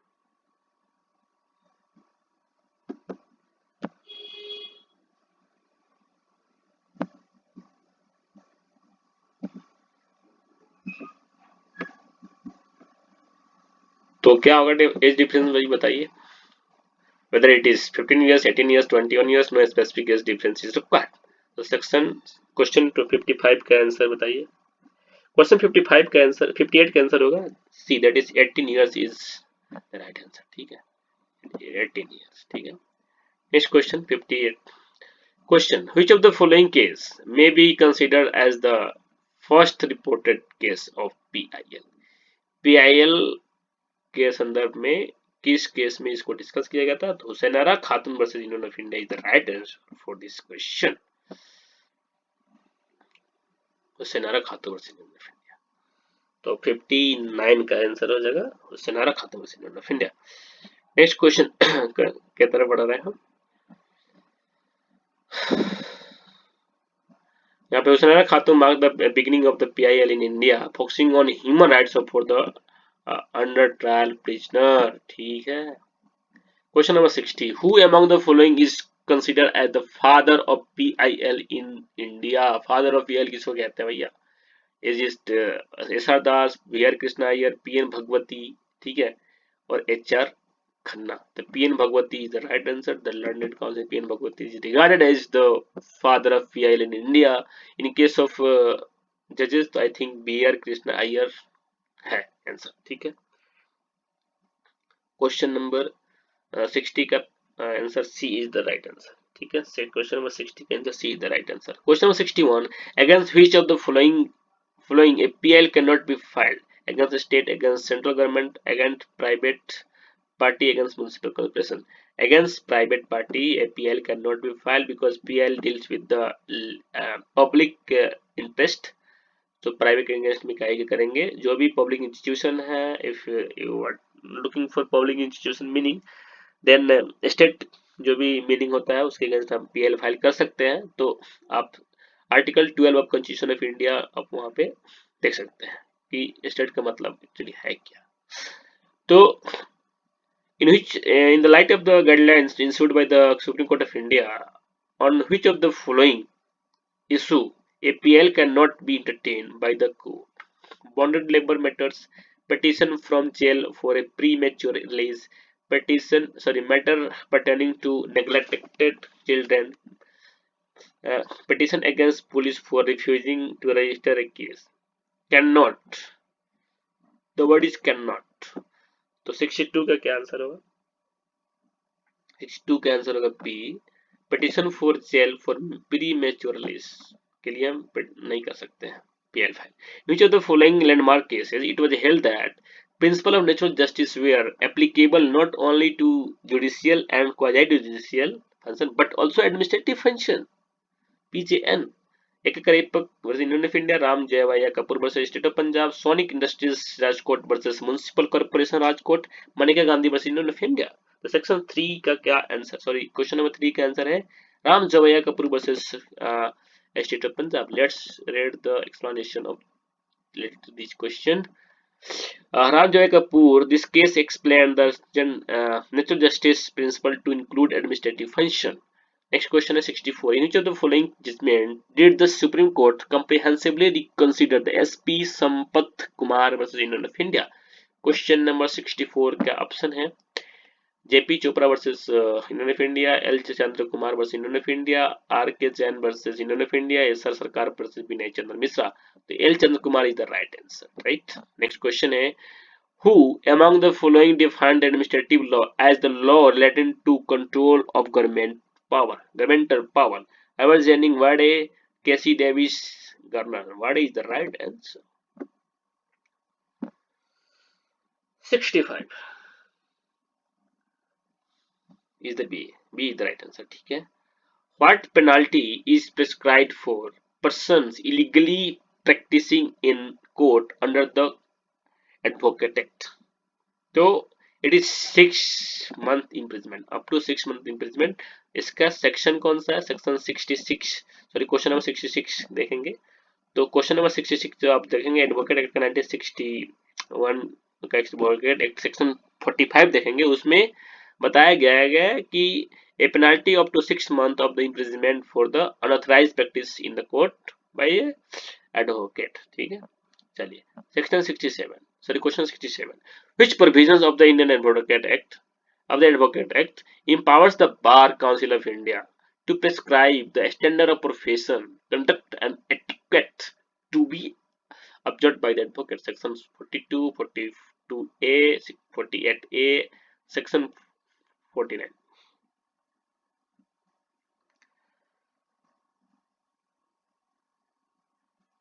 तो 67 का आंसर क्या है? जल्दी से कमेंट करें. 67 का आंसर है डी, दैट इज सेक्शन 49. एक बीसीआई को एम्पावर करता है कि स्टैंडर्ड को प्रेस्क्राइब करे फॉर प्रोफेशनल कंडक्ट. ठीक है. Which of the following is incorrect according to the Bar Council of India rule? An advocate can plead in any matter in which he is himself pecuniarily interested. An advocate shall appear in court at all time in prescribed dress. An advocate shall not stand as surety for his client. An advocate shall not influence the decision of the court by any improper means. Incorrect पूछ रहा है, incorrect. तो आपके according क्या लग रहा है incorrect? 68 का A. An advocate can plead in any matter in which he is himself pecuniarily interested. नहीं कर सकता भाई, ठीक है ना. विलियम वार्डे.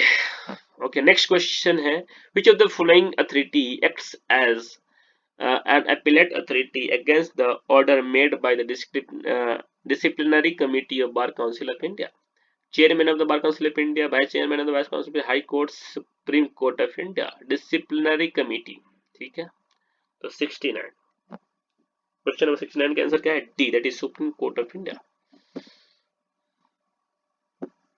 अपीलेट अथॉरिटी है सुप्रीम कोर्ट की इंडिया के पास. ठीक है ना, again the order made by the disciplinary committee. ठीक है, चलिए एक हायरार्की फॉलो करना पड़ता है. आप एडवोकेट एक्ट में देखेंगे वहां पे हायरार्की है. Which of the following situation one person company will mandatorily get converted into either private or public company? In case of the paid up share कितना है? Exceed 25 lakhs rupees. It's in case of exceed 50 lakh rupees, 75 lakh rupees, 1 crore. तो आपके according answer क्या है? 70, question number 70 का B, that is 55 lakh rupees. ठीक है, 55 lakh rupees. Next question है 71. What is the maximum number of directions required for a public company as per the Companies Act? Number of directors, not direction. Minimum 3. Minimum 3 is required. तो 71 का देख लेते हैं क्या explanation. A public company must have minimum 3 of directors. ठीक है. Which of the following case did the Supreme Court of India explain the precautionary principle? आ गया ना environmental law. Fellow Citizen of Welfare Forum, AP Pollution Control Board, AB Naidu, Indian Council for Environmental Legal Action versus Union of India, MC Mehta versus Kamalnath. तो 72 का answer क्या, जल्दी से comment करिए. ए velar citizen में precautionary principal था. Public trust doctrine एक है कंसेप्ट, वो किस केस में डिस्कस किया था आप कमेंट करके बता सकते हैं. आ ही गया क्वेश्चन, वो भी आ गया. Which of the following is a landmark case on the topic on the concept public trust doctrine in environmental law?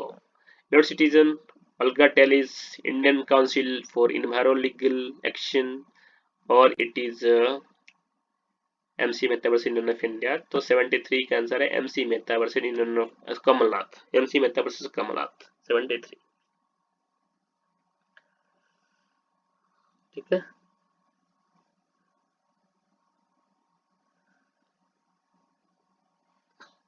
मतलब सिटीजन भी।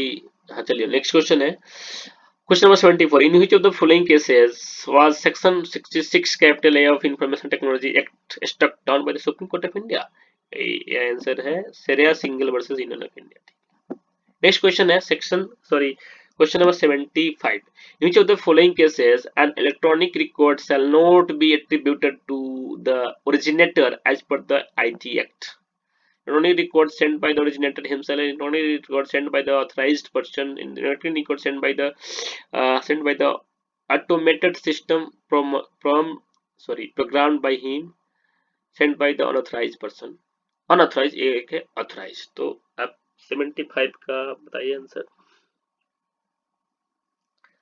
यहाँ होगा answer D, record send by the unauthorised person. ठीक है, तो 75 का क्या एक्सप्लेनेशन है, an electronic record attributed to the originator only if sent by the authorized sources or system under their control। Question number 76, what is the maximum period for which any woman shall be entitled to maternity benefit under the maternity benefit act? क्या है, तो ये है आपका, जल्दी से comment करो 76 का आंसर क्या है। 76 का आंसर है D, that is 26 week. What is the maximum period, that is the maximum period is 26 weeks for which any woman shall be entitled to maternity benefit under the maternity benefit act। यहाँ पे maximum period पूछ रहा है 26 week. ठीक है, 76 का answer क्या है, under the section 5 of the maternity benefit act provides 26 week of paid leave to support the working mothers। ठीक है ना। नेक्स्ट क्वेश्चन है, for what duration is a woman entitled to live with wages for ट्यूटमी operation, ट्यूटमी operation Google कर लेना, आपको वहां पे मिल जाएगा। ठीक है, as per the maternity benefit act, तो कितने हैं ड्यूरेशन लीव के लिए इंटाइटल है, उसको वेजेस भी मिलेगा इन केस ऑफ ट्यूटमी ऑपरेशन। क्वेश्चन नंबर 77 का क्या आंसर है भैया, सेक्शन 9 कैपिटल ए आप देखेंगे, अब मैटरनिटी बेनिफिट एक्ट, उसमें आप इस प्रोविजन के रिलेटेड क्वेश्चन आंसर के लिए दिया गया है, lives with the wages for the tepectomy operation, a woman is entitled 2 weeks of the paid leave for tepectomy operation, 2 weeks के लिए entitled है। ठीक है ना। 78, what should be minimum number of workers originally employed in any factory for having at least one shared canteen in factory as per the Factory Act 1948? It is whether it is 100 workers, 150, 200, 250। 78, the answer is 250 workers, minimum number of workers originally employed 250। ठीक है, question number 79, only 20 question left, we can wrap up within 2 hours। ठीक है, no worry। Who among the following is not included in the definition of workman as per the Industrial Dispute Act?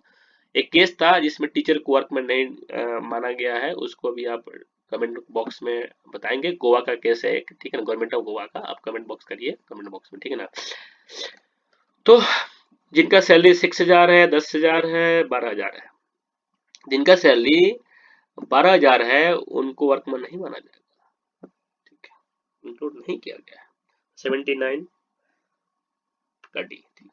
Question number 80, who has defined tort as tortious liability arises from the breach of duty primarily fixed by law? This duty is towards persons generally and its breach is redressable by an action for unliquidated damages। unliquidated damages, ठीक है, एक होता है liquidated damages और होता है unliquidated damages। ठीक है, तो यहाँ पे whether it is land sale, Pollock, Salmont, Winfield, तो 80 का आंसर है डी, विनफील्ड।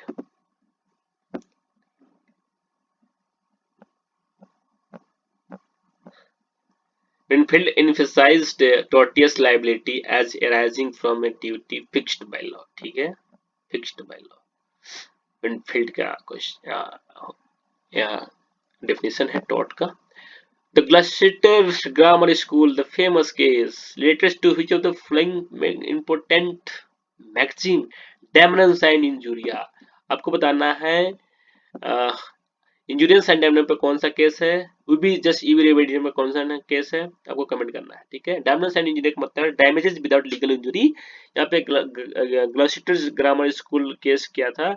इसमें जो टीचर पढ़ाते थे, उस एक टीचर जो है रिजाइन करके अपना खुद का स्कूल रन करते हैं और कोचिंग रन करते हैं. वो उसका फीस जो है ना ग्लॉस्टर ग्रामर के स्कूल के कंपेरिजन में कम रखते हैं.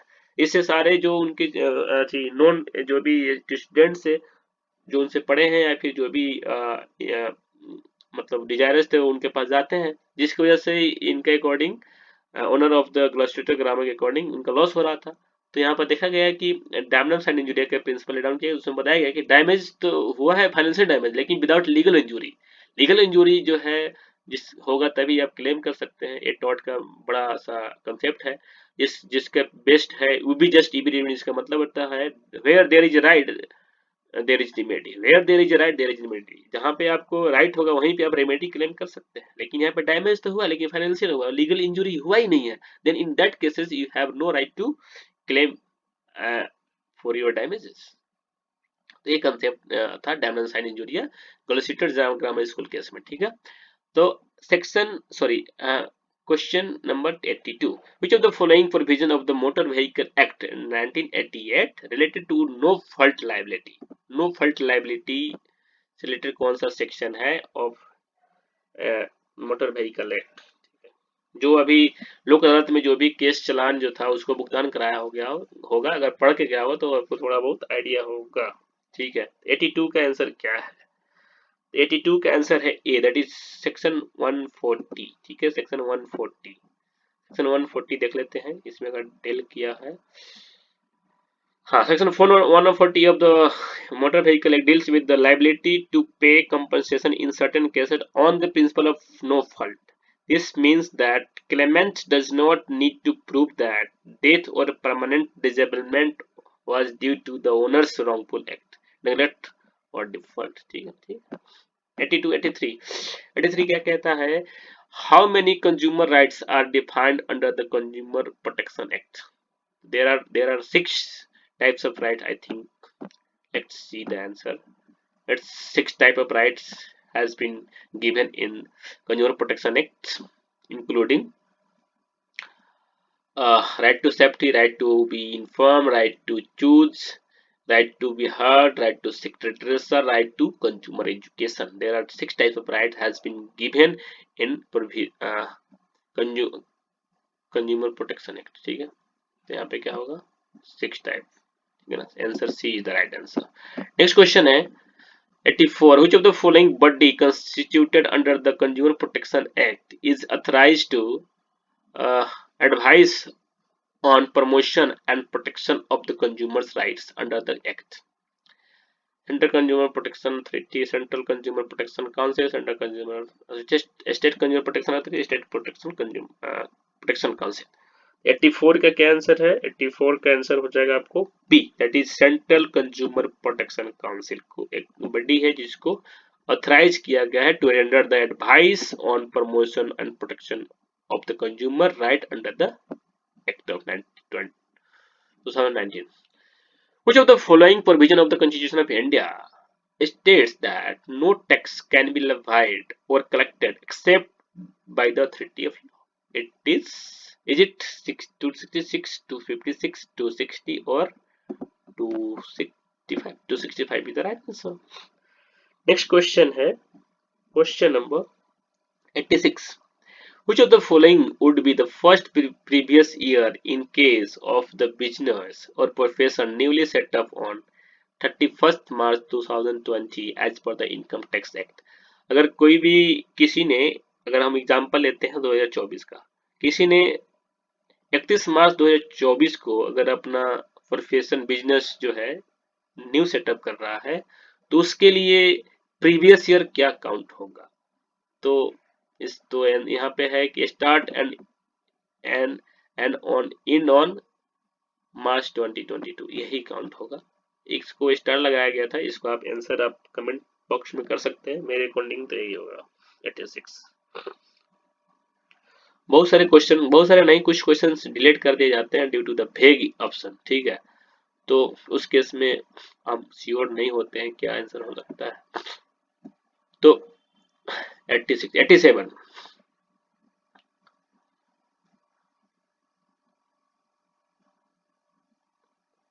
यहाँ पर एक्सप्लेनेशन दिया है।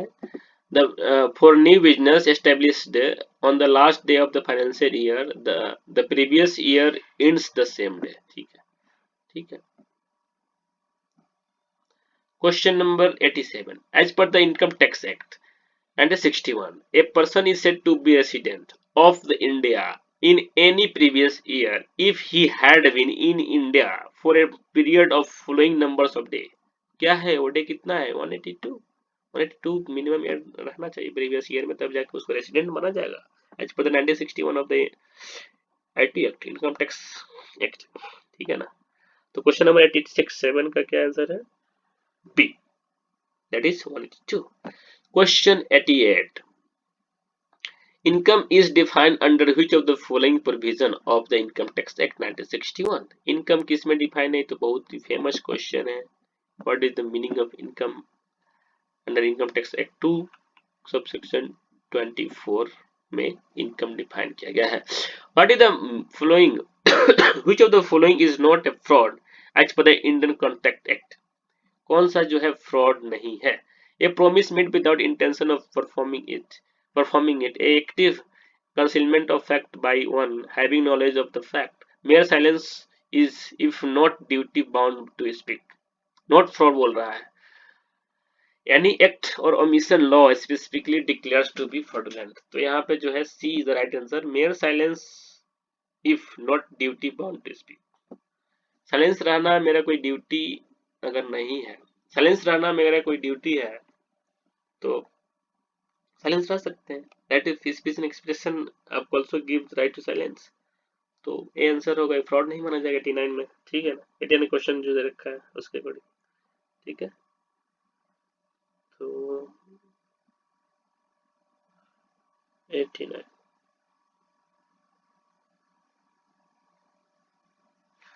एक बार देख लेते हैं इसका एक्सप्लेनेशन थोड़ी और clear. Silence alone does not constitute fraud unless there is a duty to disclose, मतलब जब तक इसको एक ड्यूटी नहीं बना दिया गया कि आपको डिस्क्लोज करना है तब तक आप साइलेंट रहो, कोई दिक्कत नहीं है। तो option C is the right answer.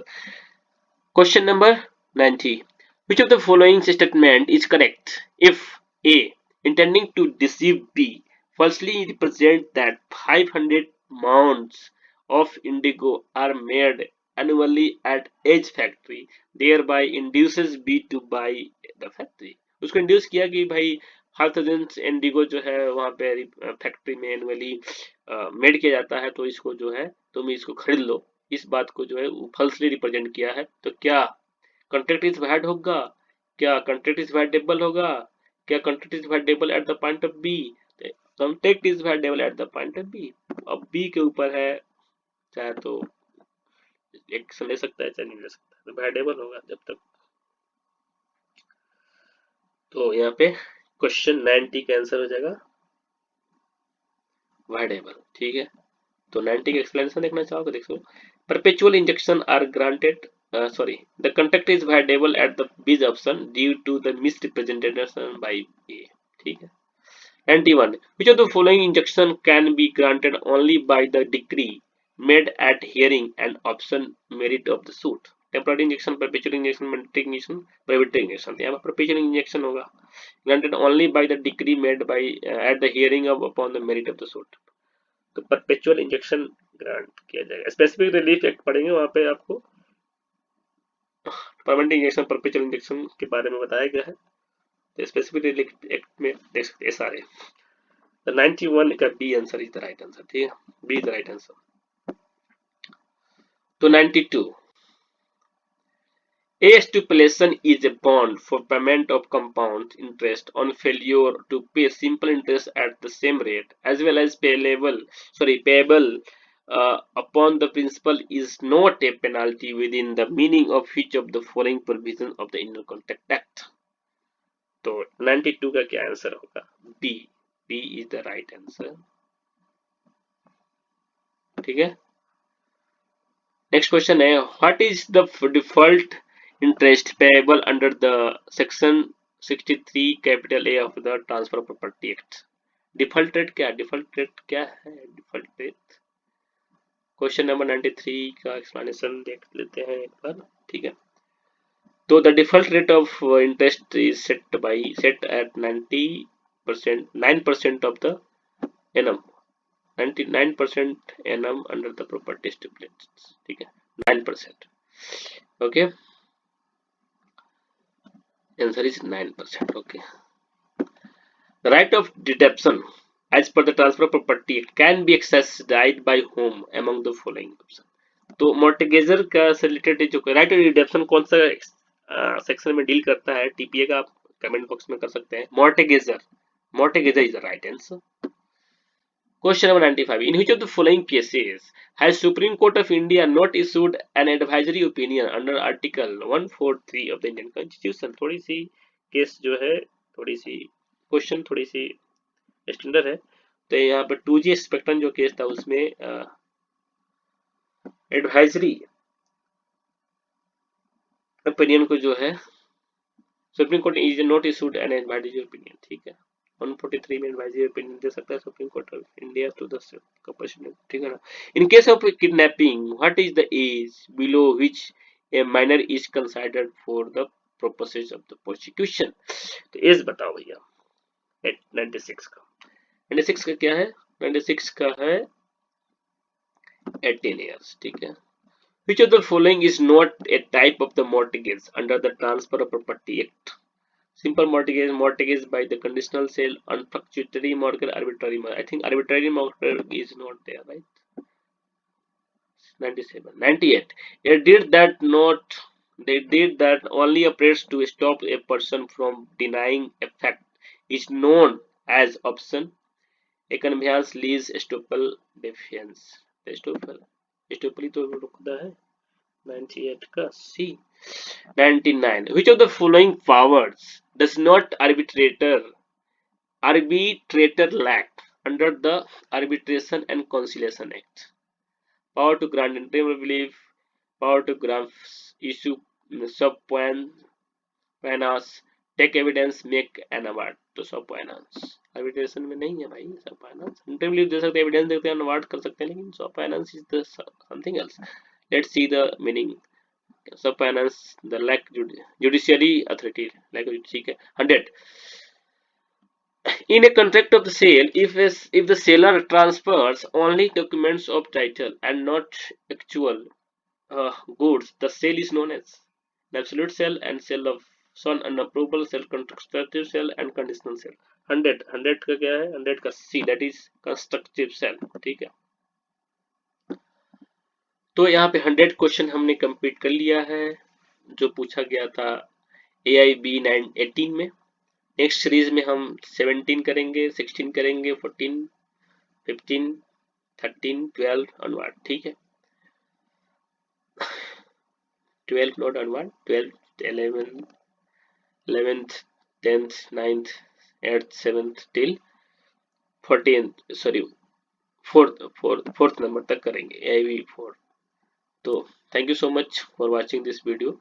I hope this video series will help you to tackle to know the standard of to know the level of the question asked in the several examination of the AIB.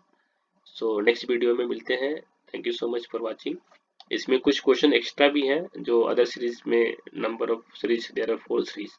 तो कुछ question है other series में, मैं उसको भी tackle कर ले रहा हूँ ताकि आपको और थोड़ी सी आसानी हो जाए. NI एक्ट का कोई भी क्वेश्चन नहीं मिला था तो उसमें बताते हैं. इन एक्ट में in light of the negotiable instrument act, at what rate interest will be charged if the rate of the interest is not mentioned in the negotiable instrument? तो यहाँ पे 18%. ठीक है. अगर 18%. ठीक है. नेक्स्ट क्वेश्चन है 101 का, देखना आंसर देख लो. explanation. According to the NIC Act, if the negotiable instrument don't exceed the interest, the 80% is the stated in section 80 refer कर सकते हो NIC Act का 1938 का, उसमें दिया है 18%. ठीक है. 102. Within what period from the date of the publication of the declaration, if no award is made, the entire proceeding of the acquisition of land shall lapse as per the right to fair compensation and transparency in land acquisition, rehabilitation and resettlement act 2023. तो यहाँ पे I think 12 month is the right answer. 102 का answer देख लेते हैं, that is the 12 month. ठीक है, 12 month. 103 question है, what is the minimum percentage of the affected families that needs to give their prior consent for the acquiring land for the private companies as per the right to fair compensation and transparency in land acquisition, rehabilitation and settlement act? 25%, 80%, 90%, 100%. तो 103 का answer क्या है? 103 का answer 80%. ठीक है. अब देखिए एक सिचुएशन दिया है. Imagine IPL company team setup करता है एक company to sell the its own range of clothes. What type of intellectual property can the team use to show that clothes are made by them? That is the trademark. ठीक है. Next question है 105. How long the patents usually lapse? It is 20 years. ठीक है. Next question 106. Which of the following is the time limit given under section 17 of the Transfer of Property Act? 18 years. ठीक है. For the date of the transfer. Which of the following is not a negotiable instrument act as per the Negotiable Instrument Act? Promissory note, hundi, bill of exchange. Hundi is not given there. ठीक है. Next question. There is no question. So thank you so much for watching this video again, and please like, subscribe and share among your colleague, friends and lowest student among the people of this country. So thank you so much. Next video में हम next AIB का question series लेकर आएंगे जो 17 होगा, और एक video और आएगा apart from the AIB question series. एक वीडियो आएगा लैंडमार्क केसेस जो आस्क किए गए हैं अभी तक क्वेश्चन में. पार्ट ए अपलोड कर दिया गया है, पार्ट बी आपको तुरंत मिल जाएगा. तो थैंक यू सो मच. 22 को एग्जाम है. Let's prepare well to tackle every question and score at least 50% correct answer, ताकि आप सब पास हो जाए and move on. Thank you so much.